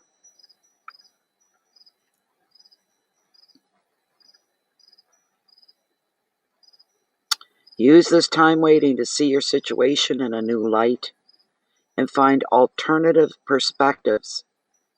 You may find an ingenious solution, or you could gain some very valuable insight. Your keywords are waiting, time, frustration, sacrifice, insight, purpose, and viewpoints.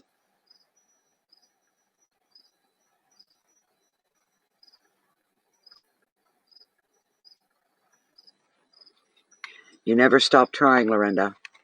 And then one day a light bulb will go off, hopefully for me too. And Lachey, because she relates as well. I'm going to have to let my little dog back out here and hope to God nothing comes. Oh, near the stairs or the deck. Oh, I'm going to break my neck yet. I'm going to trip over everything. Okay. Come here, my darling. There we go. Okay, baby. Okay, sweetheart. I know. I haven't been anywhere. What are you... You're acting like I've been gone for a month or something. Stop it. Why don't you eat that little piece of chicken and be a good... I know, sweetie. I know. It's okay. Shh, shh, shh, shh. Do not go tearing down the stairs again. No stairs. Do you understand? Don't you ever do that again. Never, never, never do that. All right? You come over here and you lay down by Mommy. You never mind everything that's going on outside. Okay. Okay.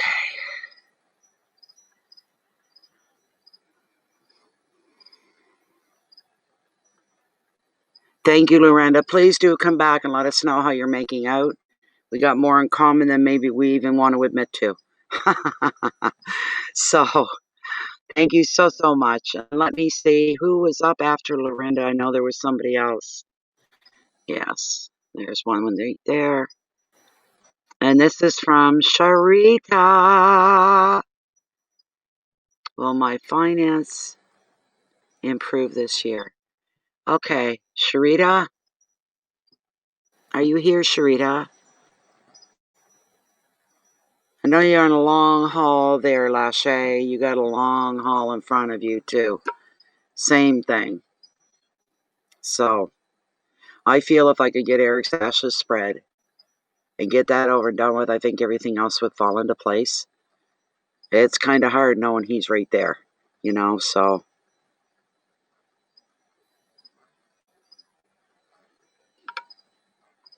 And I'm a terrible procrastinator. I am my own worst enemy. I really am. I've got couple things I should have done this week. I should have done last week. I should have done the week before. And I've got a deadline. And it's the same thing. I say to myself, why? Why can't you just sit down and get this done and leave yourself in peace? To have some peace of mind knowing these things are done. I was going to do what I said last night. I said tomorrow, which is today. So I'm going to get those things done and over with and sent off, and then they're done. What's wrong with me? Terrible, terrible procrastinator. Almost scared of myself. Not that big a deal. There you are, Lasha. Sharita.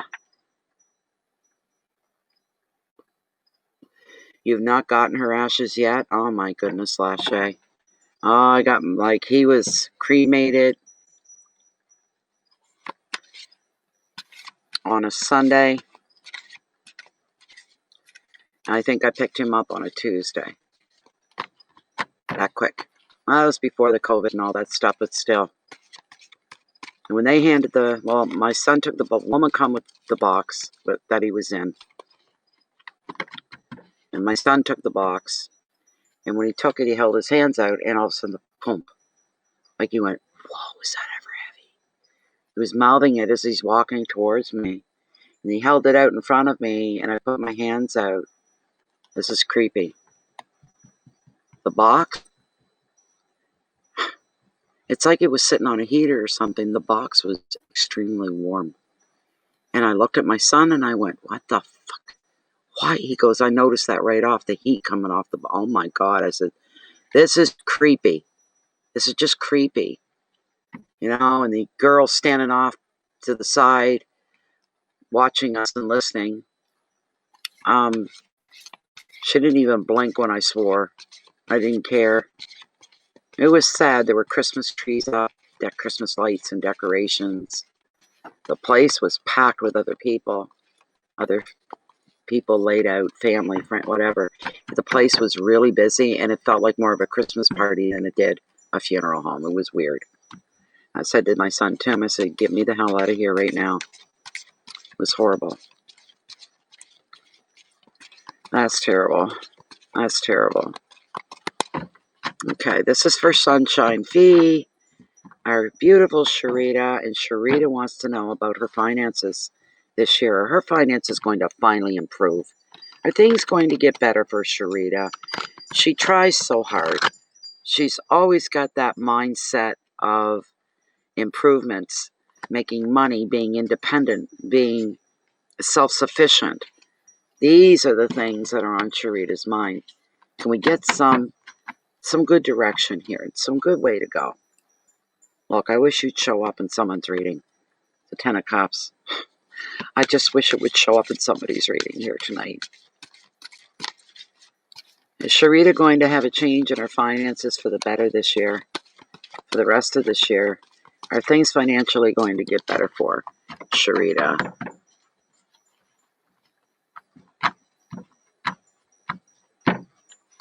I know you feel like you get nowhere, Sharita. I know you do. I know you do.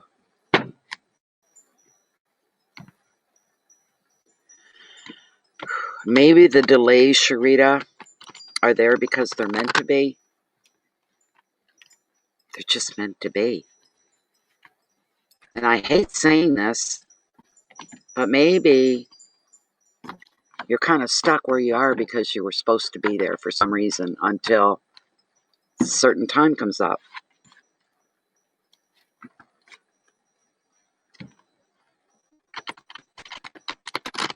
No, you go and lay back down by my feet here. Come on. Come on, sweetheart.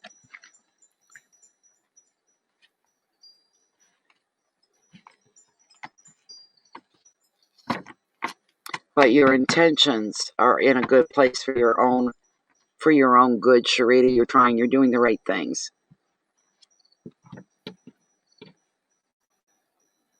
And it could be, you're right. Lashe, divine timing for Sharita. Look what we have. We've got the High Priestess. She represents very strong and depth intuition. So, oh, excuse me. My goodness sakes. My goodness.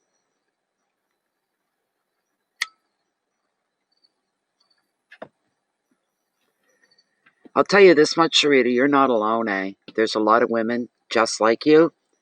They're looking for a partner. someone to hook up with and share their lives with. They're looking for a better financial situation, better jobs. You're all different, but there's so many similarities there. You get this an awful lot. So for Sharita, oh, excuse me.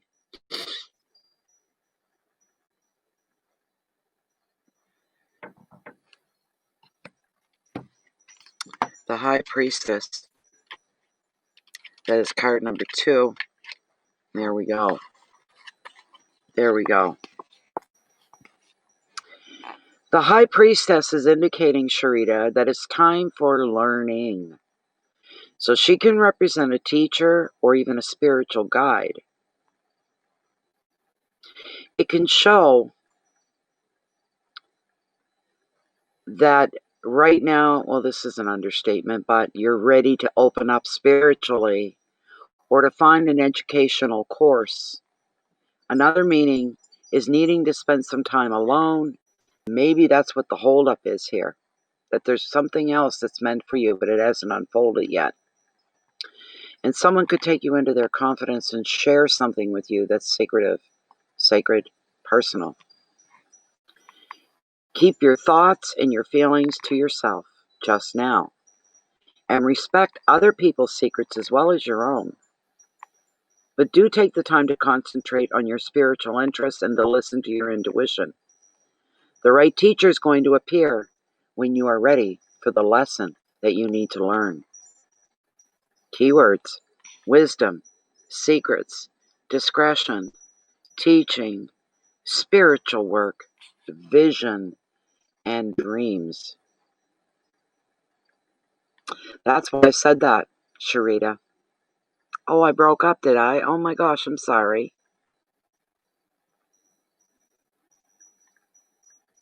Chimes are still dingling there, Lachey, but I don't hear my cricket anymore. There was only one, and he stopped. The temperature's dropping. And that's why I didn't like saying that, you spending time alone, because you always are alone. All the time. As I said, I didn't like saying that.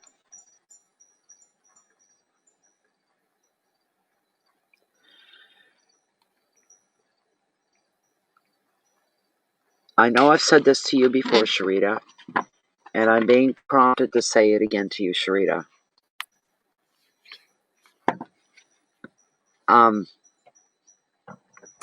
The whole, when you hear me go on, you've heard me. I'm not gonna go off in a spiel because you've heard it more than once. Where I want you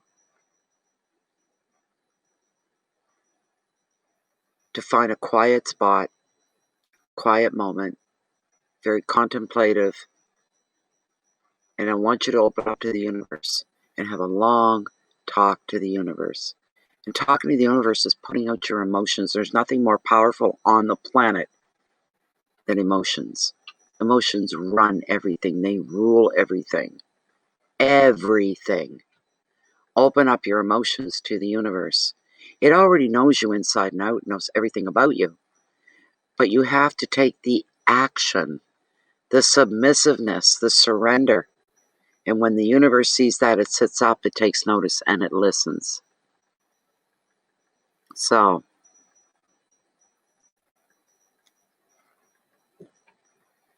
I don't know, Sharita. I don't pretend to know either. I won't make anything up and I won't lie. I hear your frustration. I hear your frustration. I'll even be super blunt with you, Sharita.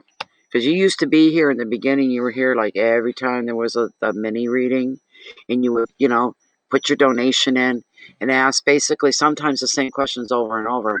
And after a while, I know you felt almost stupid asking this question. I've asked this question. How many times have I asked this question?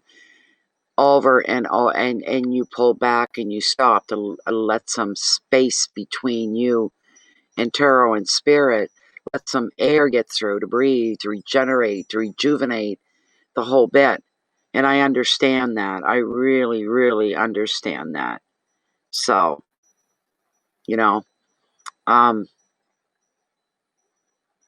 Divine timing's everything. And nothing works in the time that we think it should.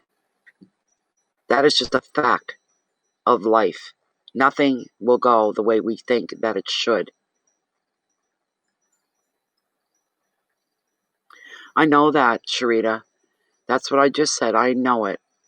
I know it. That you said, well, I feel stupid now. I've been asking the same questions over and over and over again. I'm getting embarrassed by that, and I'm going to pull back. And you pulled back, and I knew that's why you pulled back. I knew that was why. And I'm fine with that, because I want you to just be you when you're here. Lay it all out. Be honest. Be straightforward. If you can't do that here, you can't do it anywhere. That's one reason why I don't read my own cards most of the time. It's the same questions over and over. I know exactly how you feel.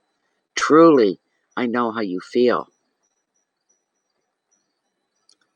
It feels like an endless road of nowhere. After a while, is it, when you ask yourself, is this stupid wishful thinking? Well, how can wanting to improve my life, wanting to improve my finances, wanting to improve and bring more love into my life, how can that be unacceptable? How can that be weird? How can that be? These are the things I want. And every time I ask, nothing ever unfolds. Nothing ever comes true. So, and I understand that a lot, Excuse me one moment, Sharita.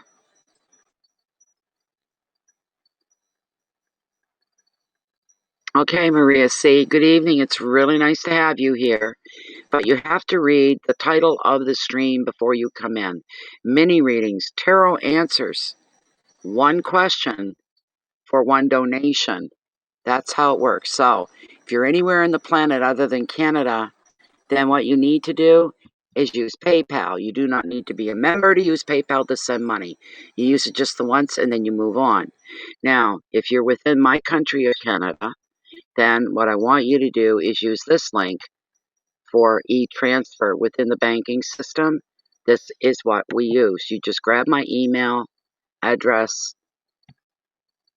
and then you go through whatever you have to go through. But here it is. All right. Oh, for heaven's sakes. Come on. There we go. There we go. Thank you, Jennifer. And Jennifer's put it up as well.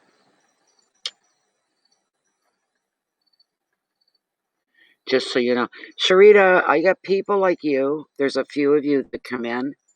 It's the same thing every time. And I try so hard within myself to bring you forth something more concrete, more promising, something to give you real hope, joy, excitement. And it doesn't work that way. I don't know why. I do not know why. It's like me. You got the same questions. I got the same issues. When am I going to have a car? When am I going to have a set of wheels? When am I going to be able to have more of a life if I have my own wheels? My life will get better. You know what? And I'll lose weight. Because whenever I've had a cart, I've always lost an enormous amount of weight. You want to know why? Because I'm not sitting on my, I don't say fat ass, because I don't have a fat ass. I got a flat ass. All right? And sitting day in, day out, day in, day out, day in, day out, the same thing over and over and over and never ever changes. And in my head, I'm exploding with ideas of things I could do. And I can't do any of them because I don't have wheels. It's just that simple. So I'll ask the same questions over and over and over again. And I get sick of myself. I know how it feels. I do know how it feels. So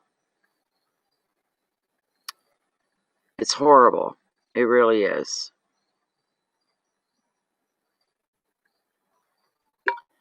What's going on, Lashay? What did I miss? I think I must have missed something here. What weren't you?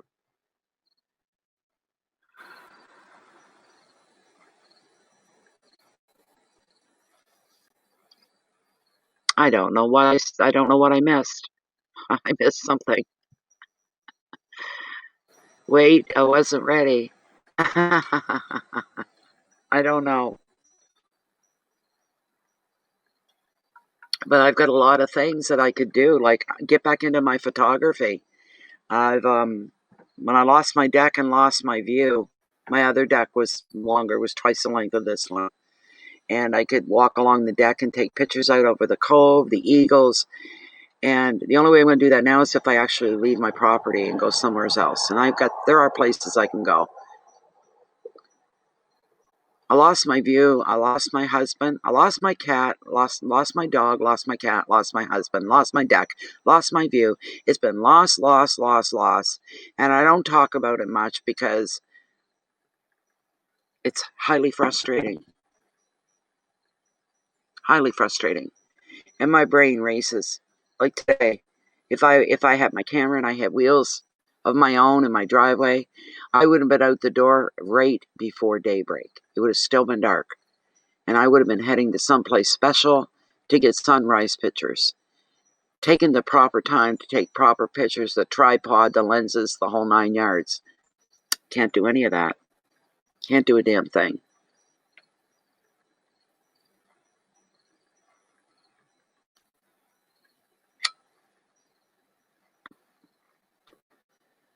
Okay, Lashay, I still don't know, but that's all good. I don't know. Oh my goodness. But, then I have to take the glass of life. Hey, where are you? Don't you do anything, mister. There. I wish you would just curl up here and go to sleep. Baby.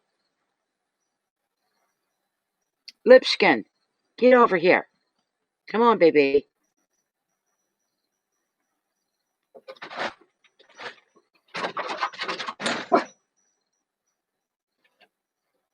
I think there's a chipmunk. They're just little guys. I don't know what a chipmunk's doing up this time of night, but it's got to be. Unless it's a mouse or something. And the dog sees it and he wants it. As long as he doesn't tear down the stairs again. So.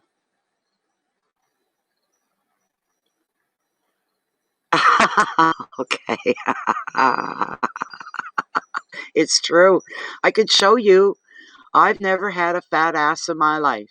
I got no junk in my trunk, kind of thing, And I'm being deadly serious here. I got no junk in my trunk.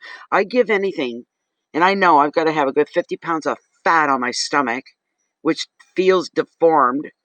If I could take that, suction that out, and put it into my ass, I'd be one happy camper. I'd be proud and happy if anybody ever said to me, move your fat ass, get your fat ass. I'd be like, what? Say it again. Say it again.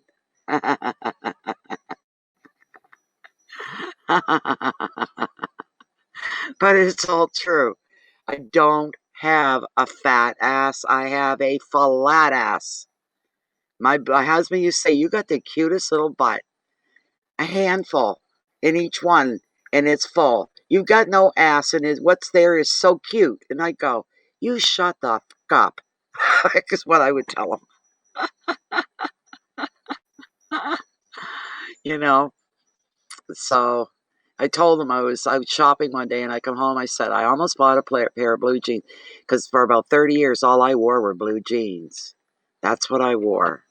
Blue jeans. Loved blue jeans. Never wore dress pants. Never wore leggings. It was always nice, comfy blue jeans. And I got out of wearing them because I put weight around my midriff, and all my weight goes right there in my gut. And the jeans didn't feel good anymore, and they didn't fit right. In order to get them to fit around my stomach, they were this much bigger than, like, my legs are like this, and the legs would be like that. So I'm not going to wear something that's going to make me look 4 times bigger than I already am. So I stopped wearing them, and I went into leggings. I wear leggings just about sometimes a dress pant, but leggings. And one day I was out shopping. I come home. I said, I almost bought a pair of blue jeans today. And he looked at me. He said, what? Why didn't you buy them? All the years we've been together, I've never seen you in a pair of blue jeans, and I would love to see you in a pair of blue jeans. And what it was, they were the lower hip huggers. And I tried them on because I liked the style of them. And when I turned sideways, I went, oh my God, I got an ass. These jeans are giving me a butt. Oh my God, it this little, the little round hump coming out in the back instead of flat. It was coming like this. And the only reason I didn't get them was because they were hip huggers. And they made me look 20 pounds smaller than I was. I love them. But the feel, I would be yanking them, trying to pull them up over my hips all the time. And they don't go up over the hips. That's why I didn't buy them. Because I would have been constantly yanking on them, trying to pull them up. I said, no, that's a bad way to be. I'm not. So I didn't buy them, you know. But that was one time. And when I worked out, and I worked out a lot for a long time, I became a hard body. I had a six-pack abs. I had biceps. I had my favorite part of my body was my back, my posture. I had a very good posture. Everybody said, of all the, you don't like your firm boobs, you don't like your firm belly. I said, I like them. But the thing I like the most is my posture. I have a very good posture that I never noticed before. But that was the thing that got to me, right? So I know what it's like to work out. I know what it's like to give your all. I know what it's like to sweat your balls off, whether you got them or not. I know what it is to feel, oh, well, that's part of what put me in my problem the other day was getting a workout on the walk home from the beach. It was a good workout. I don't regret it. Um, but I see myself today in that full-length mirror I was talking about earlier. Oh my God. Instant hate for my body. Complete hate. I'm realistic. I'm 61. I'm never going to have a six-pack abs again. I'm never going to have the biceps. I'm never going to be the person that I work so hard to be, and I know what it takes to get there. But I'd like to have a normal stomach. Every bit of weight I put on goes right into my stomach. And I know that if, what's his name, what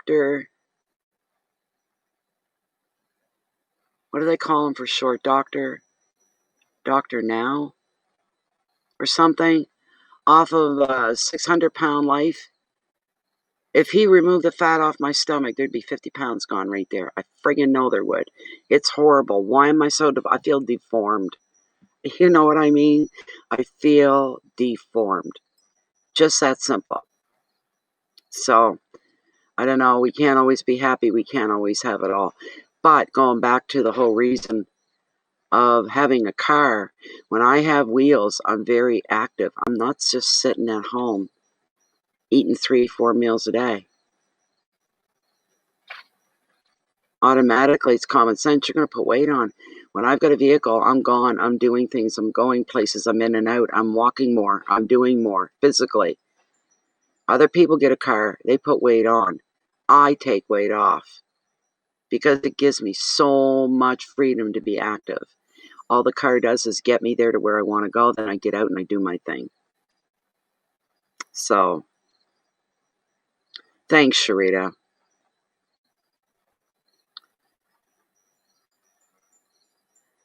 Oh, thank you, Sharita.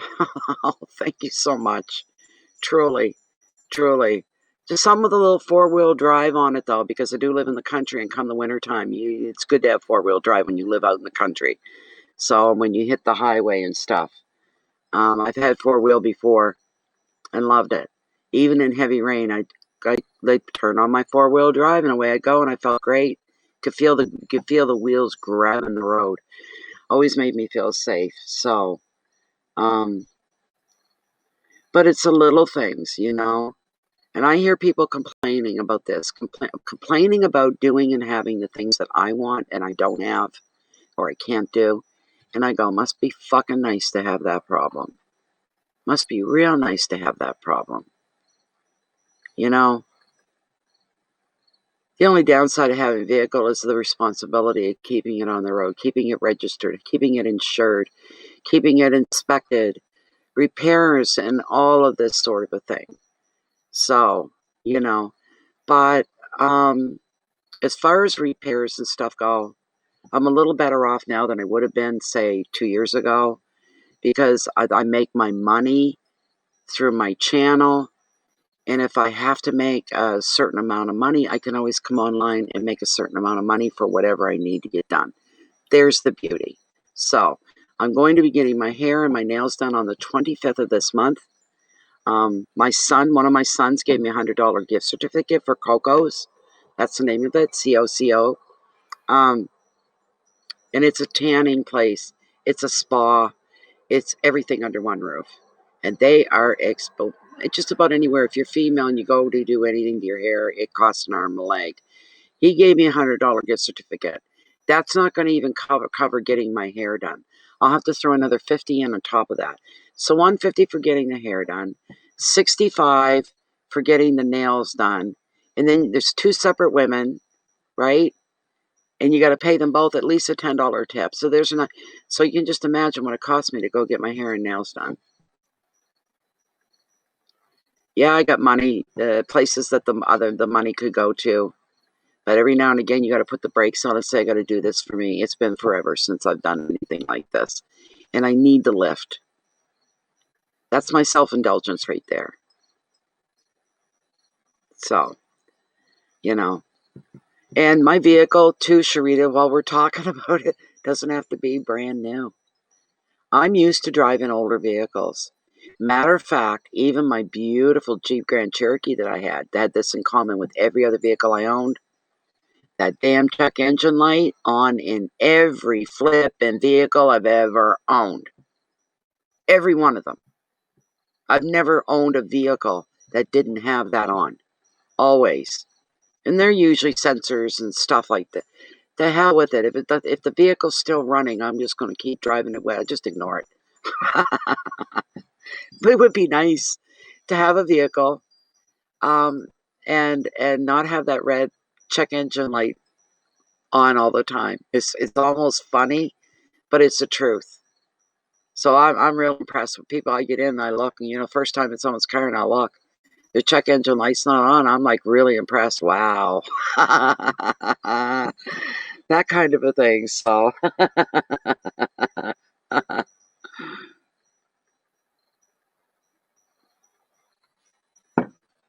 it's been a good night so far here with you guys. I'm doing okay. And I like the break in between the readings so we can chit chat for a little bit. Um, that's nice because we don't get to do that very often. That's as important as anything else is. So for people that are new, they'd find it very boring, very dry. All they're going to do is talk about your ass. I'm sure somebody's thinking that's new. So all she's going to do is talk about her ass. Is that what this live stream's all about? Oh, she got a flat ass, not a fat ass. You know. So, hello, Truth Warrior. How are you? How are you? It's good to see you. So, I don't know. It's lighthearted moments. That's all it is. Anybody wondering? No, I don't talk about my butt all the time. There's nothing to talk about when it comes to my butt. Just that I ain't got no junk in my trunk. So,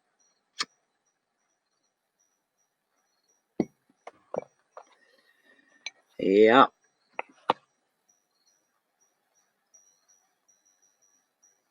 Oh, you're chilling after the gym. I was just talking about going when I used to work out.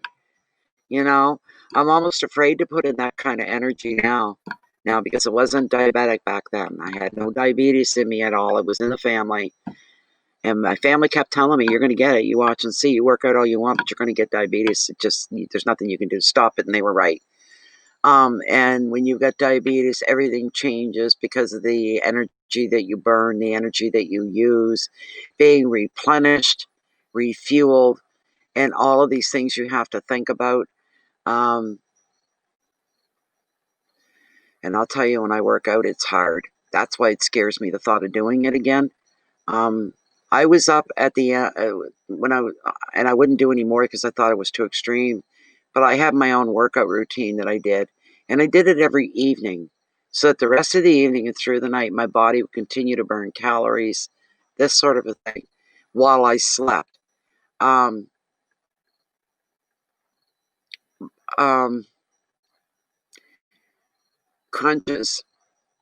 I did crunches on the extreme end, and I did 200 for every workout. 200 crunches. That's where the six-pack ab came from.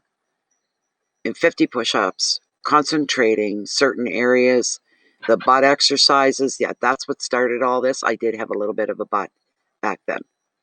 There was no getting around it. So I was quite proud of that little butt. Started wearing tops that came to my waist and not down below my ass. It came to my waist and wore my blue jeans. You know what I mean? So I felt very, very, very comfortable. Very comfortable. I don't have any muscle pics. We're talking back. My kids were babies and they're all young men now, and cameras were not, I didn't even own a camera. I didn't even own, there was no such, there were no cell phones to take pictures with. There was none of that. So thank you very much, Sharita, for being here, my dear. Oh, I wish for you, Sharita, that wonderful, beautiful happenings come your way. I hope they come out of left field. You don't see them coming, so the element of surprise is big.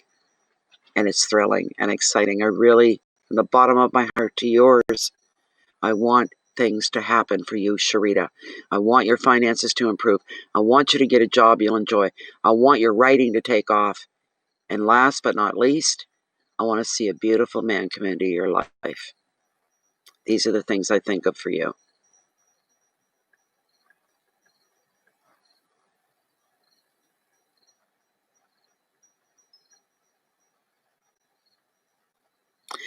You have diabetes, do you, Truth? You're good. Wow.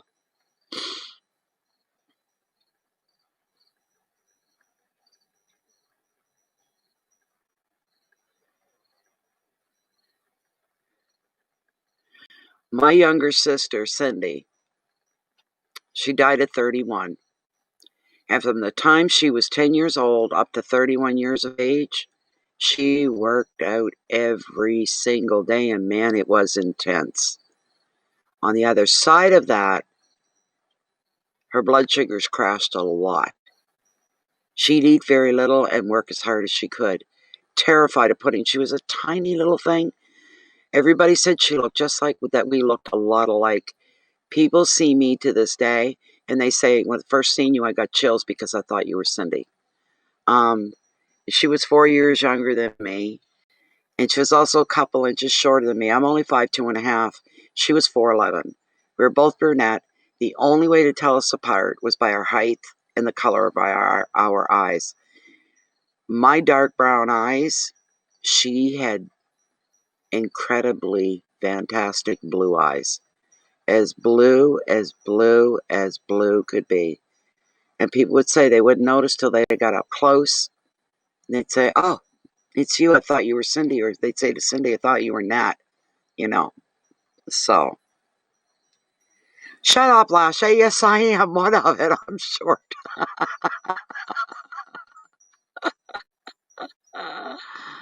Oh, you're lucky, Truth Warrior. My sister Cindy had juvenile diabetes. It hit her when she was 9. Hey, what are you doing? Be a good boy. She was only 9 and she almost died. She was at home literally dying before it was on a Easter weekend. And back then in the day, you couldn't take your child to the hospital unless it was by an ambulance through accident or something. If your family doctor was unavailable, they'd say, "Well, you'd have to come." It was insane the way things were back then. And she went right on insulin and had to learn how to live with it. So, and that's what killed her, was a hypoglycemic episode. And she died under the care of the hospital. She was a patient for just a few days. And instead of a call coming at 5:30 on a Monday morning from her saying, "Okay, you can come pick me up, I can go home now," what happened was a nurse calling, "We're sorry, but Cindy passed away through the night." And the minute my mother went into the room, they gave my mother Cindy's night clothes, her underwear, her night clothes, nightgown. My mother could see condensation inside the bag, and she opened it up. She knew right off. She went hypoglycemic. And that's what killed her. And she died under the care of the hospital.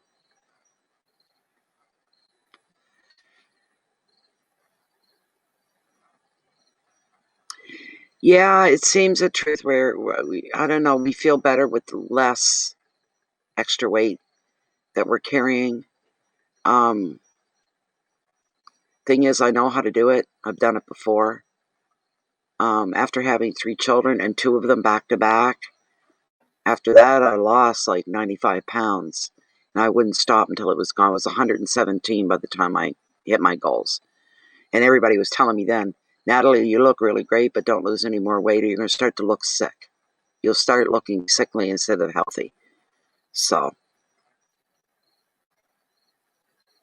yeah. Do you really? Yeah. Um, Honest to God, truth warrior, I'd be happy if I could lose 50. Maybe that would be off my gut, you know. I've actually even thought about, instead of doing such intense exercise for everything, that I would just concentrate on my midriff and try to get that. I'll never get it back to what it was. I'm a realist and I know that. But if I could shed 30 pounds even off my stomach, I'd be very happy with myself. My legs are not big. I've built a lot of muscle up in my body. And if you are someone that works out, you know all about muscle. Once you develop a muscle, you never lose it. If I was to, like, I still have my hamstrings are still there. Do you know what I'm saying? I don't have peanut butter legs, put it that way. They still carry their muscle tone, but it's lax. They've gone down, but it never disappears. Once you develop a muscle, it never goes away. So if you get away from working out, then you get back into working out, and you're working these muscles, within 2 weeks, you start to see them come back into shape again. They're taking their place back where they were. Muscles can be a beautiful thing. Yes, muscles weigh more than fat.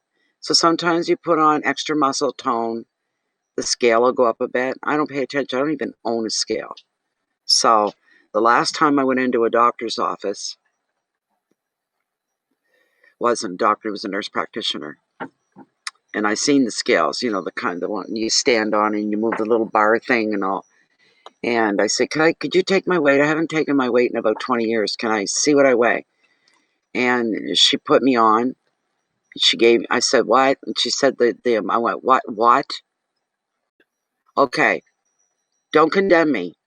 But I thought I was 50 pounds heavier than what you're telling me. And where I'm at is not good. I know that. But I thought I weighed 50 pounds more. This is amazing. So to me, I only have to lose really another 50 pounds. And I should be able to do that standing on my head, you know?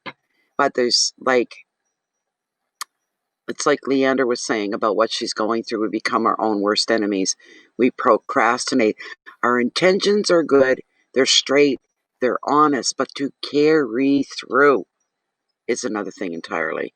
And now, because I haven't worked out in so long, I now have crepey skin. And I know that working out would help that somewhat.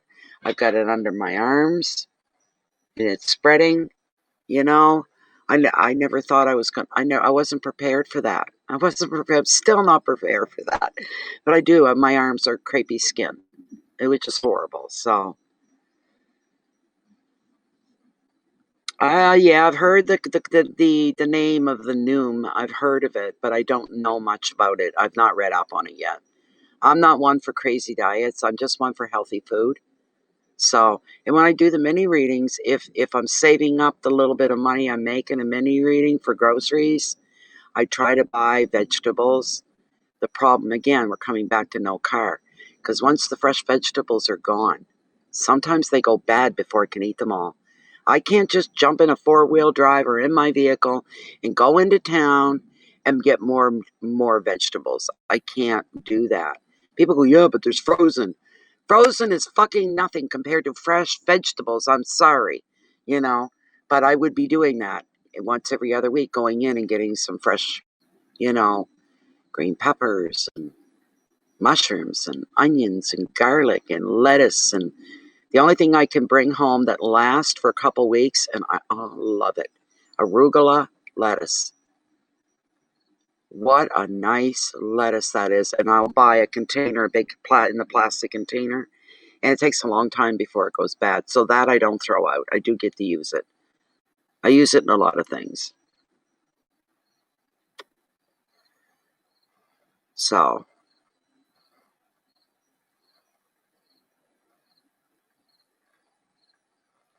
cut up peppers and all that. Yeah. Yeah. There's so many different things, eh? I like bananas. I like pears if they're soft. I hate a hard pear. Pears, I was telling my oldest son, we were doing groceries the other day. I said, they got pears. I went over and I started touching, and you're not supposed to do that these days, but I did. They were all hard. I said, no, I won't buy them, and I love pears. I love plums. I love peaches, and things like this. So, and like I say, not having a car, okay. So I got some vegetables yesterday and some fresh fruits yesterday. And today I cooked up a chicken stir fry and used my peppers and mushrooms and onions and that. And I made pizza and I used the peppers, the mushrooms and stuff. Same thing, only added more to it because it was pizza. But using that up, and I got a brand new package of arugula. I've got a package of the, what do they call them? The baby tomatoes. What do they call the little ones? Bigger than a grape. But you can buy them in the big container, and they're all fresh. So, hey Pepe, I didn't see you come in. Hello, my dear. How you doing, sister? Cherry, there it is. That's it. Cherry tomatoes. I have a whole package of them. I splurged. They're like $6.99 a pack for a container of them. Expensive. The arugula is $3.99 for that lettuce. The peppers were $3.99 for 4 in a bag. So I mean, these things they go a ways. They do go a ways.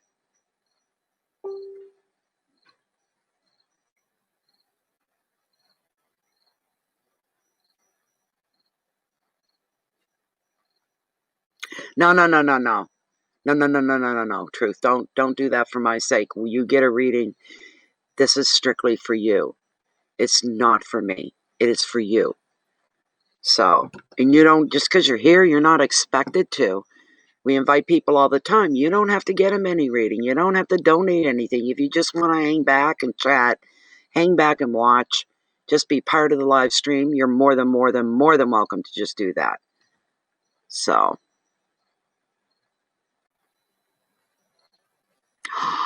oh, Lashay, I am so sorry. Oh, do you know what happens, people? If any of you haven't lost someone in a while, I'll tell you. It's been over 2 years for my husband. It'll be 3 years. Yeah. Yeah, it'll be 3 years this year. And if somebody new come walking up and knocked on the door and didn't know that Eric had passed away, you feel like you're going through it all over again as you tell someone else, I'm sorry Eric's not here because he's gone. He's passed away. You go through that. It's all fresh emotion all over again. And then you watch the person go through a period of shock. And then the realization, you can see the changes in their face. And what usually happens is they start to fall apart and you have to console and comfort them. It's got nothing to do with you. It's you comforting them. It's just the weirdest thing. And I'm very sorry that you had to go through and relive that again tonight. That's what I just said, Lashay. You end up reliving that moment from the very first person you told. And it's fresh. It brings it all back fresh. It's a very strange situation and a place to be. It truly, truly is. And I'm very sorry you're going through that. What a shame.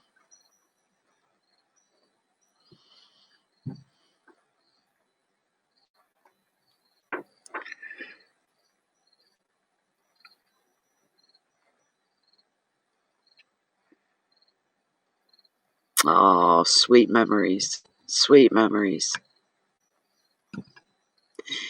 On the other hand, it's nice to have somebody to share that with. The loss, and then the stories start. There's that beautiful side to it as well. But it's very hard. I'm so sorry. Lord, oh Lord, oh Lord.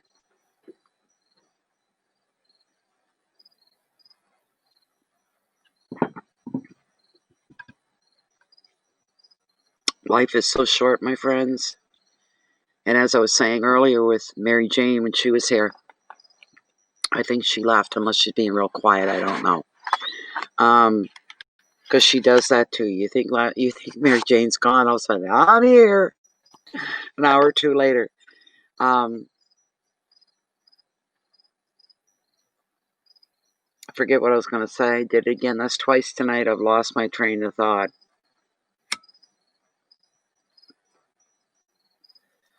With Mary Jane. Something we've been talking. Oh yes, hitting 60. I was saying.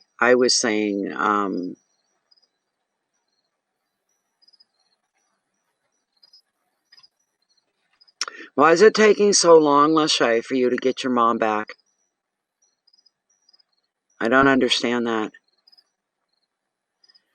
But Mary Jane and I were talking about being, 60 and how that changes in your. Everything looks different when you hit 60.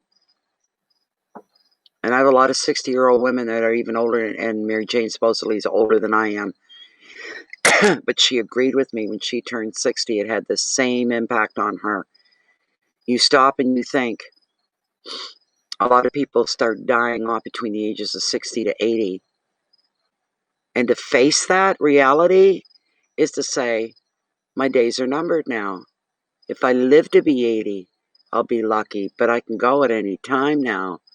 And boy, do you ever start to see life differently. What's really, really important, what's not important, what is bullshit, and you kick it to the side, what is not bullshit and matters. Your life becomes smaller in some ways. Some people would say, well, that's becoming less full of bullshit, wasted time crap.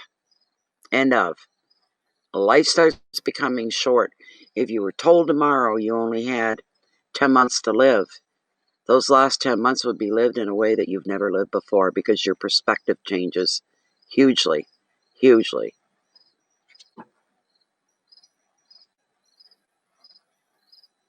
Yes, /A. What question do you have, my dear? Of course I'm up to it.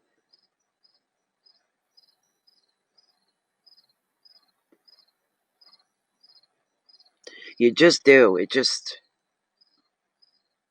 I don't know, 60 seems like a beautiful age, and in its own way it is. But boys, you're not probably going to make it to 80. The odds are against you, you're going to make it to 80. So how far are you going to make it? You have no idea. You have no clue. So you pick and choose your battles very carefully in life. You pick and choose who are your closest and dearest to your heart. People that are still going to be there, they've been there the last 20 years. They're going to be there the next 20 years. Your children, your family, your lifelong friends, this kind of a thing. I have moments, and I have one today. I even had one yesterday. I even had one on the day that I got sick. But it's such beautiful, beautiful, unspeakable, beautiful feelings in the moment. The weather, the breeze, the hummingbirds, the chickadees, the butterflies, the music, good music playing in the background as I'm working at my counter in my kitchen. And I'm smiling. True inner smile that's showing on the outside. I'm happy in the fucking moment. And I take it as I can get it. Take it as it comes. And I talk to the universe in those moments, and I look up and I say, thank you for this moment. I feel so good right now. I'm happy in the moment. I'm not wanting for anything. I'm not lacking. I'm fulfilled. I'm content. Baby, you get away. Where did he go? There. Okay, just want to know where you were, sweetheart.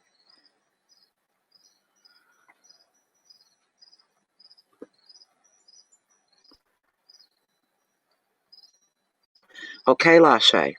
Let's get the cards shuffled up. Let me light my because it's been almost 2 hours here, I think. Let me light my smudge once again. Let's do that one more time. Baby, don't put your face under the smudge. I'll let you come up in a minute, okay? He wants up on my lap. I know. Wants to be rocked. You like being rocked, don't you, you crazy Goggy? No, don't get up yet, because I'm not sitting back. I'm close. You're going to bang your head on the table. Don't do that, honey. Let me refresh the cards to revive the energies just a little bit and to clear a bigger path for spirit to come through as well. That's wonderful. God, I love the smell of this. Compliments of Coralie and Jennifer.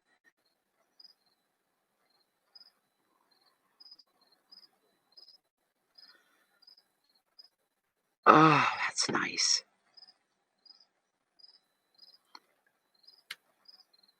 Our crickets are back. That's wonderful. Okay, cards. Hi, Nellie Lee. How you doing? Okay, let's see. Lachey. Lachey's question concerns career and work, and she's looking, trying to figure out if she should go back to work or to focus on her own business. All right. Thank you, Truth Warrior. Only for yourself now, though. This is for Lachey. This is for our beautiful moderator, Lachey.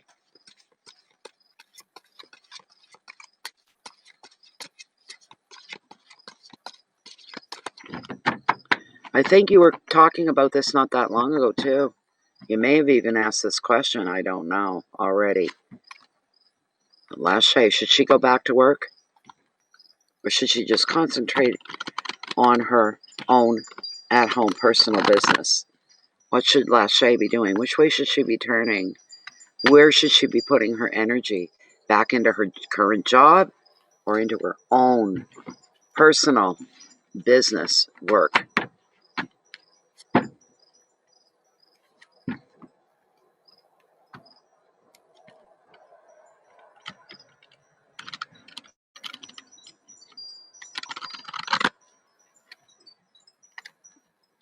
Wow, 2 vehicles back to back going up the road at almost 11 o'clock at night. Somebody got a party going on I don't know about. Usually this time of night, it's rare to see vehicles out here.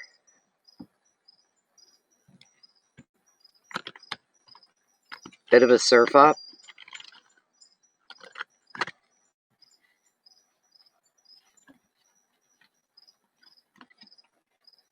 Let me see. Should Lachey go back to work or concentrate on her own personal business?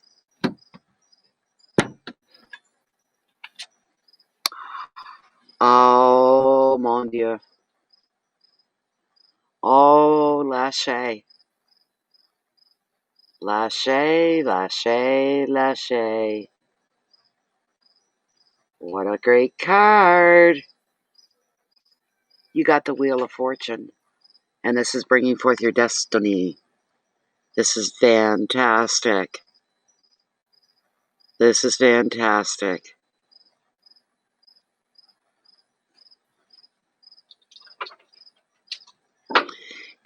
I'm going to stop for 1 second. You have to excuse me. I have to pause for the cause. So just give me a moment. And I got to be slow moving out of this little spot because of the rocking chair and how the feet stick out. It's real easy to trip over them and computer wire. I'll be 1 minute. You come in with me today. Good boy. You stay with me. Stupid speaker come on by itself. Oh.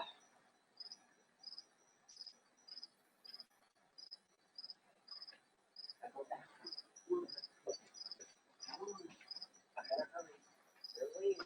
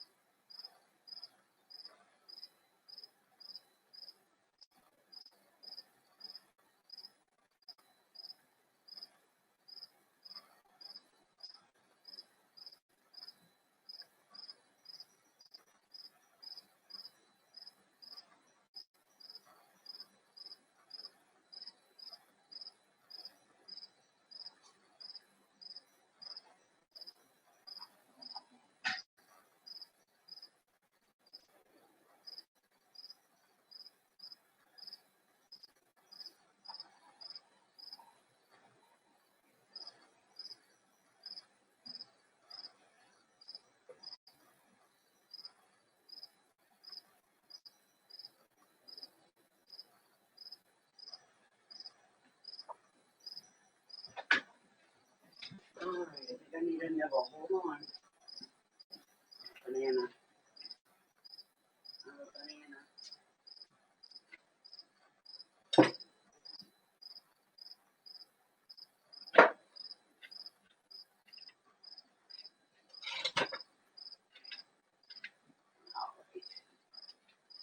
Come on, baby.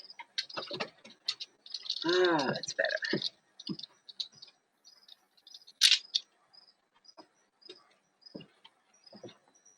Okay. Oh my God, Lachey, what a card. Excuse me while I nibble a banana here. Half a banana. Okay.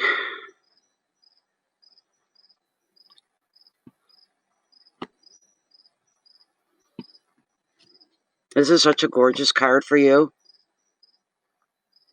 Basically, this card showing up right off the top, right off the get-go. Everything's going to be working in the favor that you want it to work, in the way that you want it to work. Oh my God. What an incredibly gorgeous card. It's almost like playing the slot machines and winning.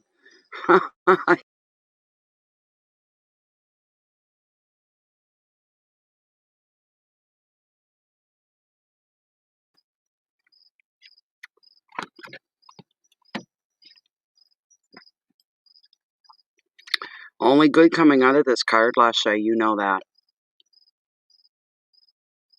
They are. There's not many out tonight. There's a few. But I live on a big property, so when they all get going, they get pretty loud. And I love it. The louder, the better.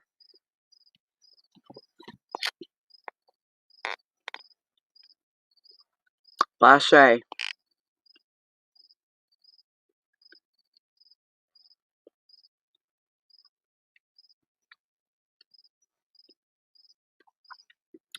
Every aspect of your life, every angle, every corner, every direction, every department is going to be boosted with this wheel as you move forward and you allow fate to take you to your destined life direction.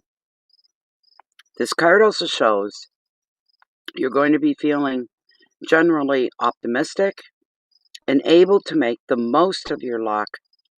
You'll be turning unexpected opportunities into some really great decisions that are going to change everything for the better.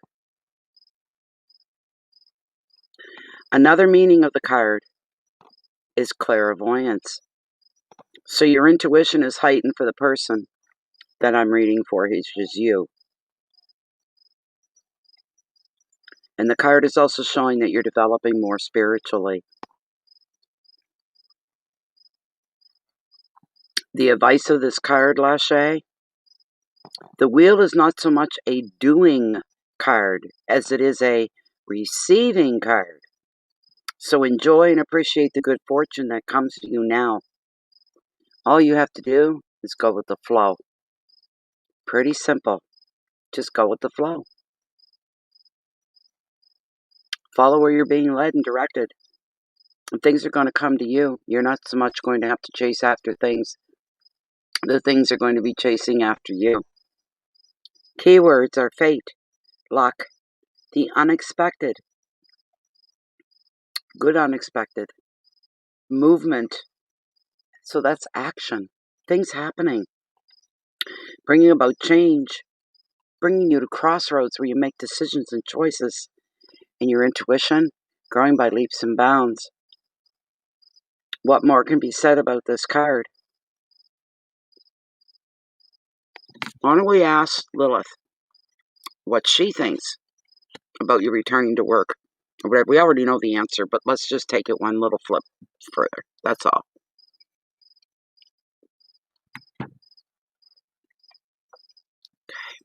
Hard to do this with one hand. I'm a very slow eater. I go out to eat with anybody, restaurant, fast food, doesn't matter. They're done 20 minutes later. I'm still sitting there. There's never been a fast eater in my life, ever. It took me long enough to eat that half banana, and I'm still working on it.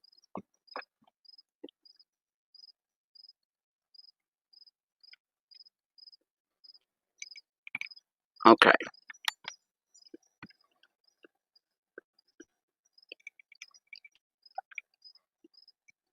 Lilith, this is for Lachey. And she's questioning, should she return to her job? She's on leave right now. Her mom's passed away. And she's looking at making changes in her life for the better. Should Lachey return to work, to her current place of employment? Lilith, should Lachey return to her current place of employment? Will this be in her best interest? Look at that. I knew she was going to say no. I friggin' knew it. I knew it. I knew it. Thank you.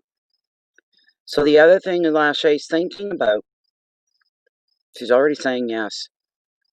Should Lachey be concentrating her energies on her own business for herself? Should she work for herself, have her own home business? Is this going to be in her better interest? This is what has been written in Lachey's destiny for her future, for her life? Look at her go.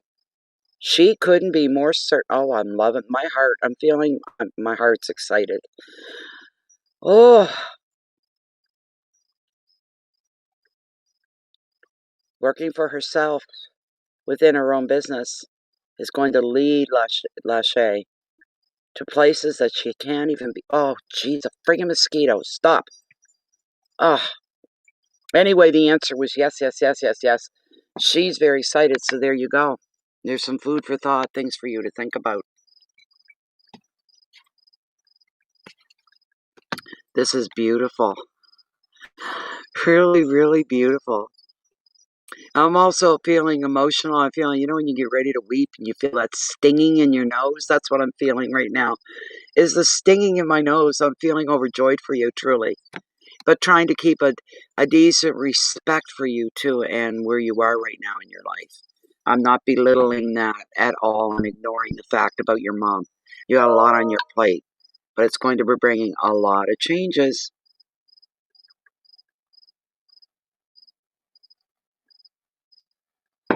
It's time for you to sit down when you're able. Not that it's time, but the time is coming closer. You're going to have to sit down and you're going to have to figure things out. When do you leave work? How do you leave work? Where do you begin to start your own business? Maybe these are things you can, maybe in those moments through your days where you feel a little more clarity, a little more balanced, because I know you don't feel like that every day, all day long. I know you don't. I know you have moments where you fall back into your grief, your bereavement, and you give that and you feed to that as you should, as it should be. But the time's going to work out for you. The time is going to work out for you. Oh, Lachey, I can't even begin to imagine where you're going to be like a year from now. So somebody else, um, sounds like I got neighbors up the road that actually live here year round. They are, they're fighting outside. There's an argument.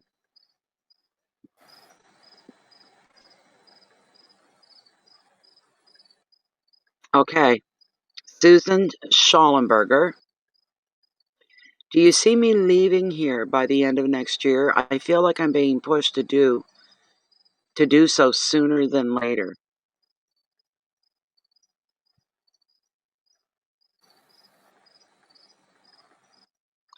I bet your kids are keeping you on your toes. Oh my goodness.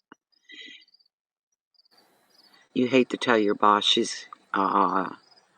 I'm sure she's going to understand for you though. Truth Warrior, are you, where am I? Are you Susan? Truth Warrior.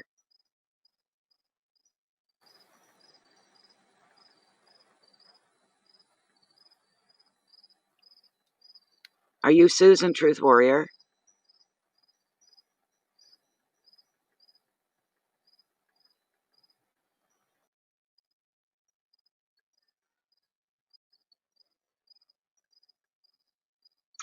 There you are. Okay. I hate people that fight outside. That is so white trash. Man, it is. It's white trash. Okay, Susan.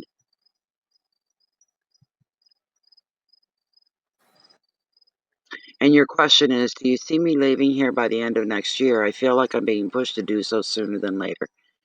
Well, let's find out. Let us find out. People that fight outside for the whole neighborhood hear them. You don't normally have to deal with that here, but hey, there's people that are around. Chances are there that it's going to. This is for Susan Schallenberger. And she's asking, I got to get that question right again. I have to have it in front of me. There we go. Will she be leaving here by the end of next year? Wherever here is for her, it's where she's at. She's starting to feel like she's being pushed to do so sooner rather than later. Will she be moved by the end of next year? Or is she going to be leaving sooner?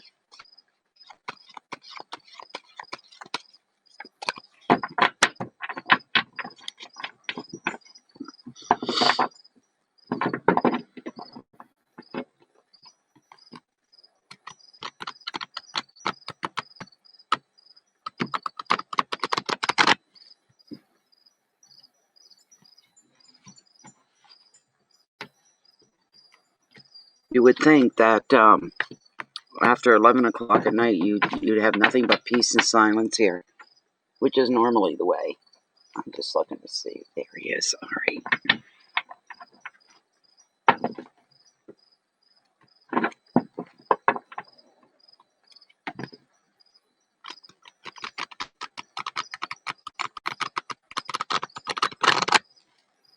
Will Susan still be here? Wherever here is for her, wherever she's at, is she still going to be in the same place?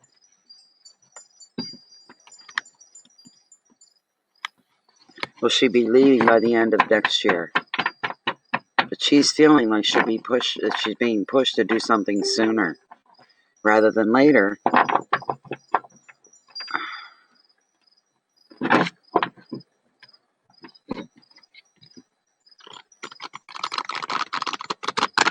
This is for Truth Warrior. I like your nickname. It's hard being a Truth Warrior sometimes. People don't want to hear it. They don't want to know about it. They don't want to see it. Me, I'm as truthful as a day is long because I believe with my heart, my soul, my being, my intuition that the universe watches me very, very closely. Therefore, there's no lying. This would be one house that a Truth Warrior could come into and they could leave their swords at the door. They wouldn't need them. They wouldn't need them. I'm going to cut right here for you. I'm going to cut right here for you. No, you were on the bottom. Right there. Okay. This is the second time. These eights love to show up. We got the 8 of Wands again. Travel is the prompt on this card for you. All right? Travel is the prompt. Movement, action, this kind of a thing.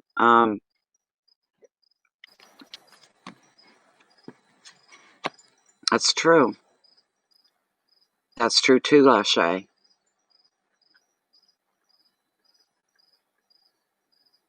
I hate drama too. It is. I just call it white trash. You must be living in the middle of it. Nothing against people who live in trailer parks, but there's that expression. Trailer park white trash. Some of those trailer parks, not the parks, but the trailers are gorgeous. I've been in a few and you're like, whoa, this is really some really nice digs. Very lovely. Beautiful homes.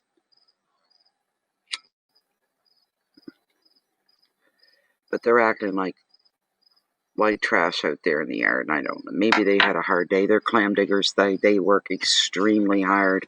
They make damn good money every day, and it's cash. They're probably burned out. They're tired. They've probably been on the mud flats for 16 hours today, bent over digging clams. So, all right, Truth Warrior, Susan, all aspects of your life, from love to family, work to creative projects, are speeding up under the influence of this 8. Delays will be done. they'll be done with as decisions are made and words turn into actions, projects, travel plans fire up, and you find yourself fielding more calls like phone calls, text messages, emails, social engagements, and more meetings than ever before. This is going to be a very exciting, if bewildering, time when everything happens at once and you're going to be in constant demand. The advice: take a breath before saying yes to any or all offers that come your way. Careful in what you choose. Be choosy. Choose carefully, and you will not waste any time or energy running in circles. The keywords for this card: communication, speed, news, motivation, action, excitement, and movement. So your general feeling like you're being pushed to do something earlier, yeah, go with that. That's basically what's going on here. There's no waiting till the end of next year. Start now. Whatever direction you're pushing, you need to respond to that. Okay?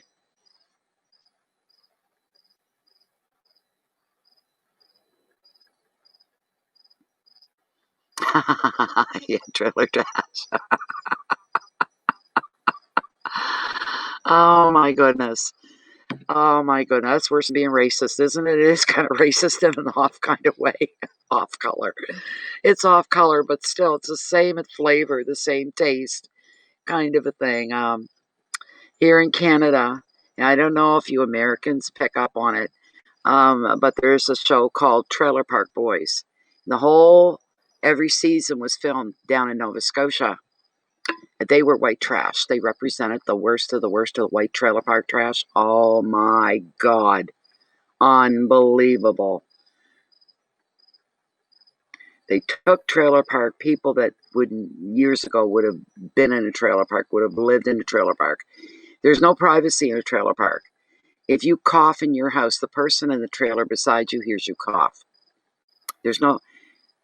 People get short-tempered, they get ill-tempered, they feel oppressed, claustrophobic. They're usually not rich. Anybody making any real big money does not live in a trailer park. Period. End of. They just don't.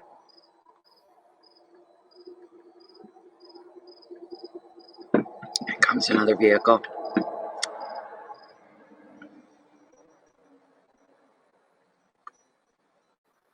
So, you're being pushed early, and you need to listen to it. You need to listen to it, Susan. All right? You need to take it seriously, and you need to. First opportunity comes along, look into it. Don't let it slide by.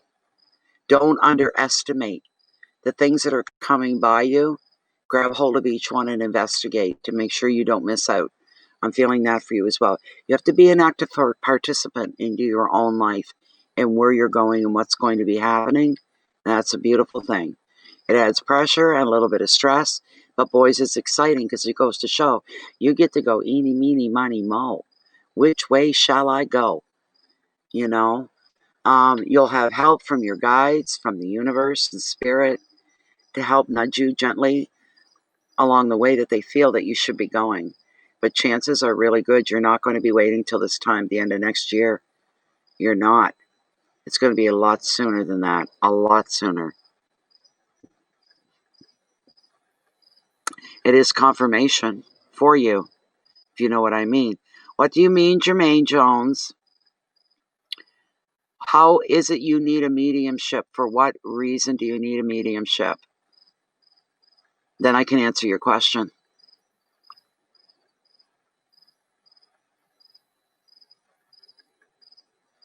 Thank you very much, Susan, Truth Warrior. Thank you very much. Let me check I've got to check to see if there's anybody else after her before we take anybody else on. Let me see here.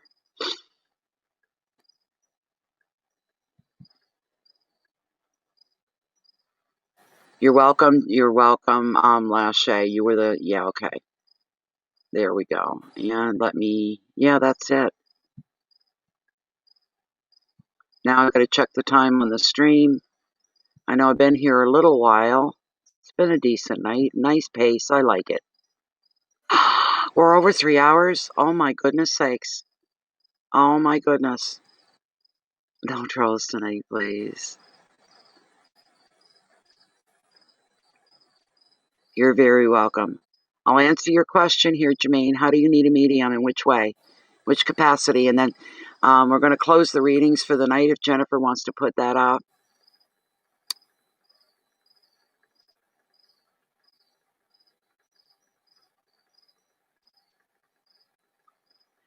What do you need guidance with, Jermaine?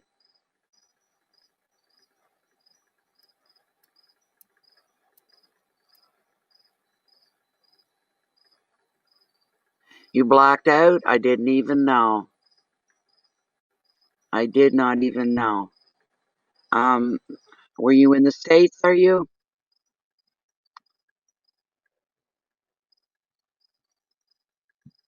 This is the way it works, and you might not be interested once you know how it works. No, no, no, stop it.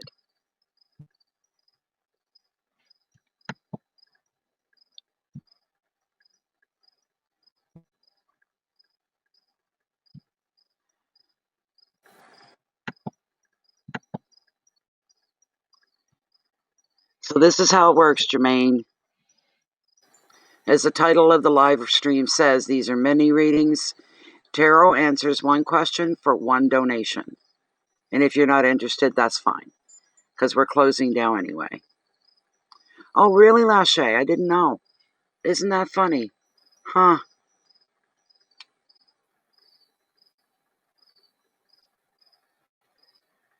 Thank you, Jennifer. And as Jennifer's going to post as well, I usually reiterate her. I want to thank you all for being here this evening. It was a blast. I thoroughly enjoyed myself this evening. I'm glad that I did this. I'm glad I got to do it outside and it's not raining. The last time, remember what happened? That was horrible. So,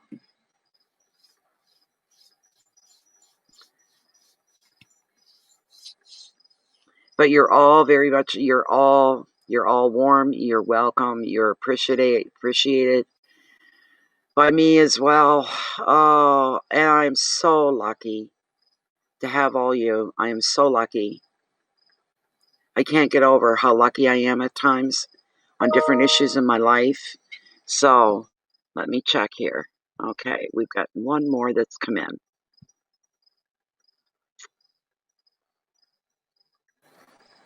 I'm an intuitive reader, if that makes you feel any better, Jermaine. Thank you. All right.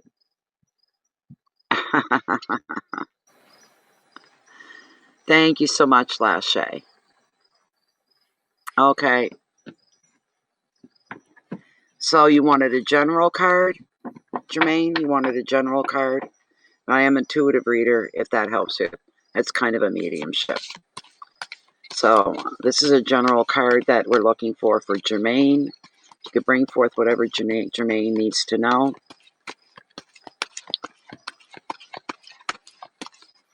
Whoops. What needs to be brought to Jermaine's attention? What does she need to know about? Come on, get over there. Get over there. I'm glad I did some cooking today, because when I'm done here in a few minutes, I'm going to be having a bowl of rice. I made a stir fry. All I got to do is heat it up. Oh, too easy. Okay. Boys, those 3 hours went fast, but they were comfortably fast. The last ratings we went over 3 hours too, which is that's a no-no really for me and for Jennifer. That's a no-no. So I apologize. You too, Lachey. Okay. All right. What does Jermaine need to know? What does she need to have brought to her attention? Come on, get in there. All right, I'm going to cut the deck right here.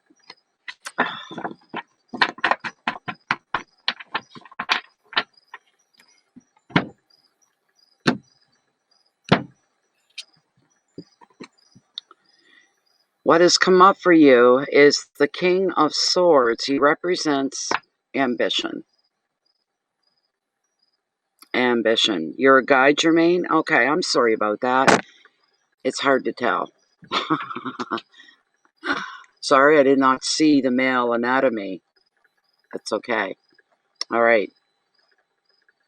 So, this is what you got. This is not a bad card. This is a rather good card. 0 notifications. Okay. I don't know why. I don't know why that happens. Honest to God, Jennifer, I have no idea, and you know that. No idea why sometimes they get notified and sometimes they don't. Okay. So with the King of Swords, Jermaine, this can represent a man in your life, all right?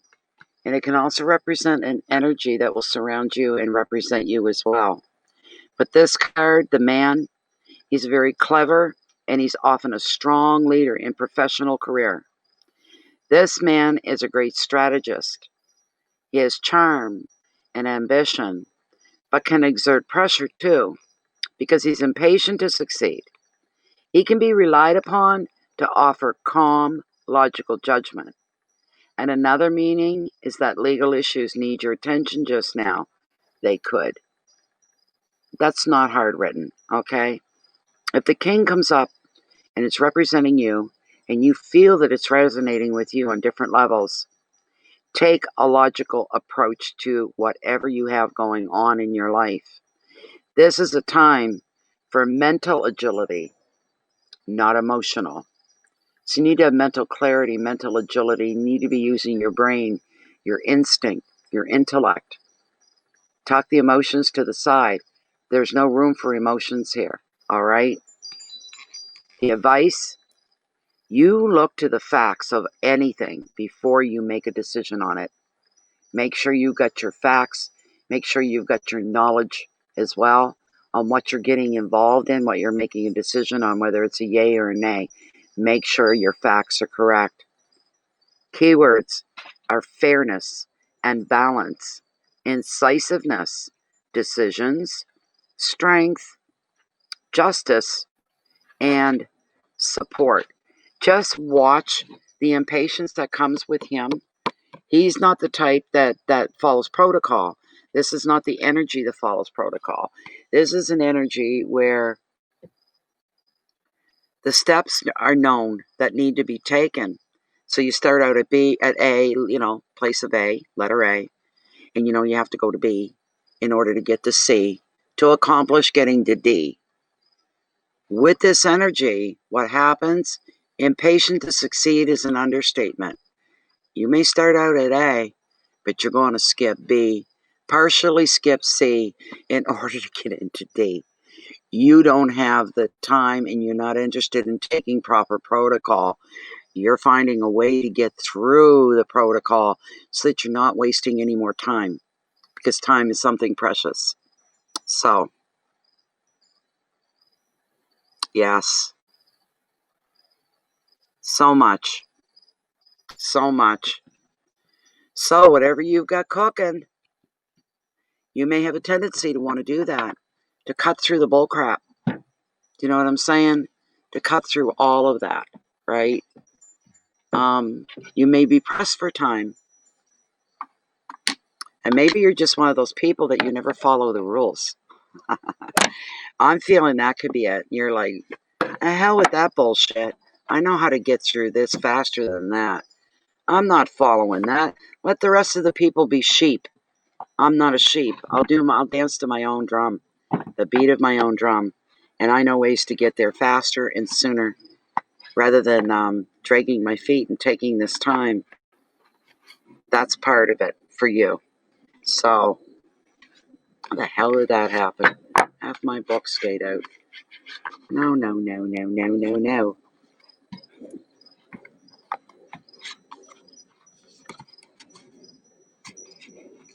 This was a really great evening. I don't know, every evening comes out great.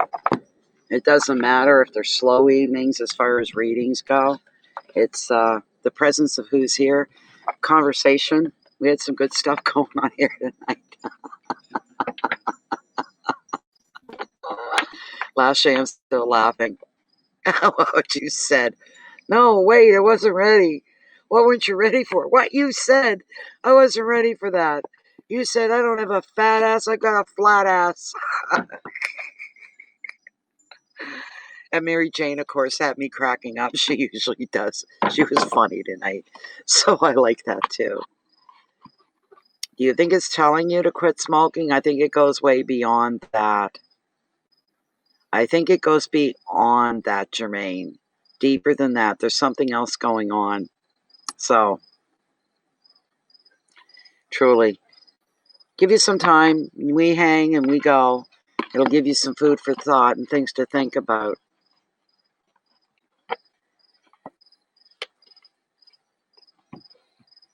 Do you think?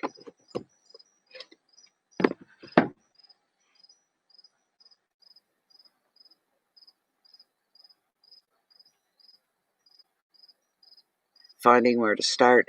You know what? Open up. I don't know how far into the metaphysical and the esoteric world that you're involved in, Jermaine.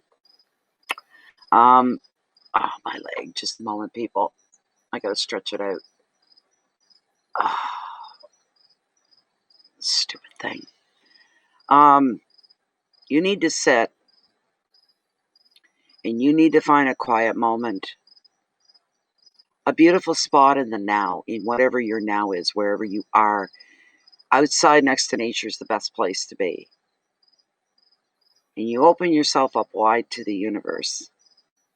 And you communicate with the universe. If you need direction, you ask for direction. Ask the universe to bring you direction. Ask the universe to point you out where you need to start. So there are no doubts and no delays, no dragging anything on. You need to open. And as I said to Sharita earlier, the universe knows you inside, outside, upside down. It knows you. It knows what you think. It knows how you think. It knows what you feel. All right?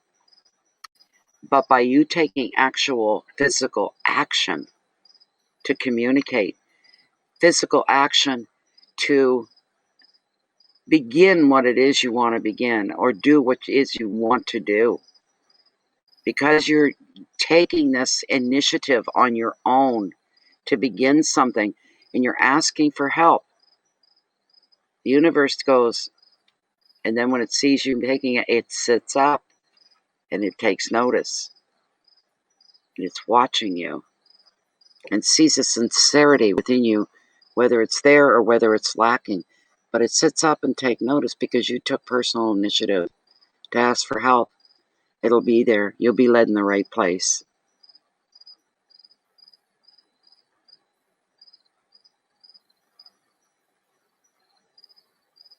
So Obama's on.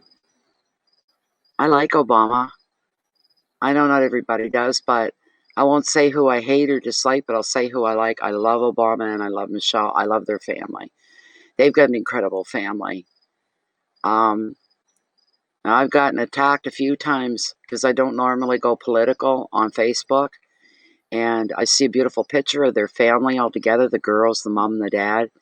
And I'll share the picture and say, what a beautiful family photo.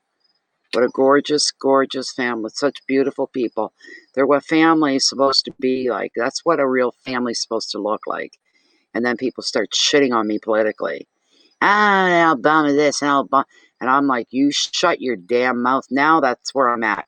Shut your damn mouth. Who asked for your 2 cents? You know?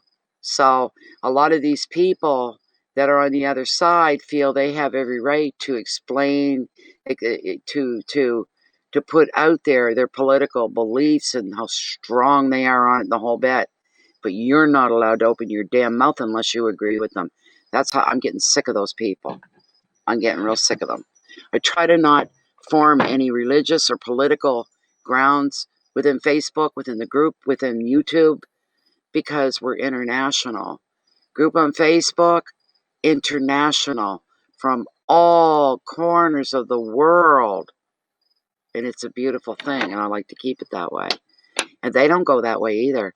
I think twice in the 4 years we've had the group on Facebook, there were 2 big explosive arguments, and it was all over politics, and people left the group. And it's like, well, can't stop ya. You know, kind of a thing. So, you know, but people get really, really weird. They get defensive. They get upset. They get hot under the collar. I posted one of the Obama family pictures one time. I had 2 friends. They were man and wife, and they're probably about my age. And they'd been with the channel before the Facebook group. And they were really, really exceptional people. When they seen that I posted Obama's family, oh my God. Boy, the hate came out of them, the anger, the negativity. And I even said, look, I don't care about your American politics. I don't like you using the word American referring to the U.S. because Canada, we're North America. We're all part of it with the States. We're North American too, just a different country. And I said, I don't care. I try to not follow the American system, the American states, the American elections. I got enough with my own, and still. But I said they represent what a real family should look like. This is outside of politics. What are you getting uptight about? They never spoke to me again. Oh, well.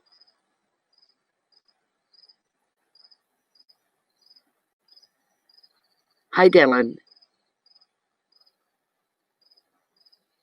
That is so true, Lachey. Yes, it's so true. And I thought they were deeper than that, more freer than that, more open than that. I said, I didn't post this for political reasons. You guys know me. I don't do that. I said, a beautiful family photo. Are you kidding me? Both him and Michelle are just exceptional human beings.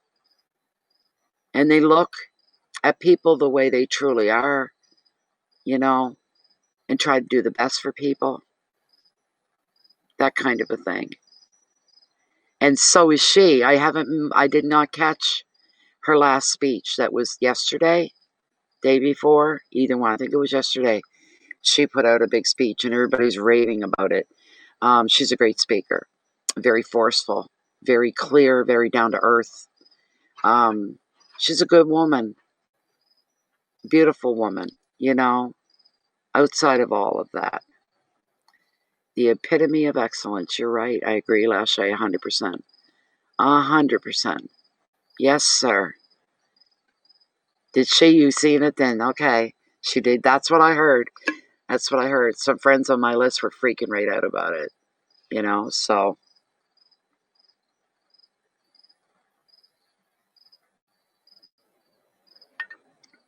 So if you haven't joined the channel, please do. I think Jennifer's already posted it. Subscribe. Click the notification bell. That doesn't always work, but that's the goal, so that you don't miss any posts that Bay of Fundy Fortunes brings up. We're always live stream these days. Once in a while I do pre-recorded private readings, and I have one that's due. I'll do her tomorrow, of course.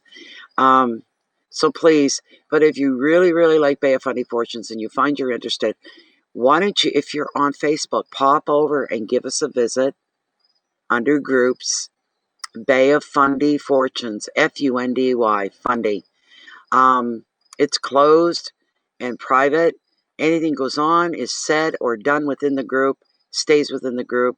It's a very amicable place. It's a very zen-like place. It's a very friendly place, loving and very supportive. Beautiful memes are posted every day, and some beautiful conversations as well. So please stop in and give us a visit. You don't like it, you don't have to stay. We're not Hotel California. We don't lock the rooms and throw away the key. You must see that. So thank you so much, everybody, for being here. Thank you, Jennifer. Thank you, Lachey. Keep your integrity forefront and center, my friends. Make sure that every action you put out into your world every day comes from a good place. Make sure of that, all right? That'll bring more peace and joy towards you.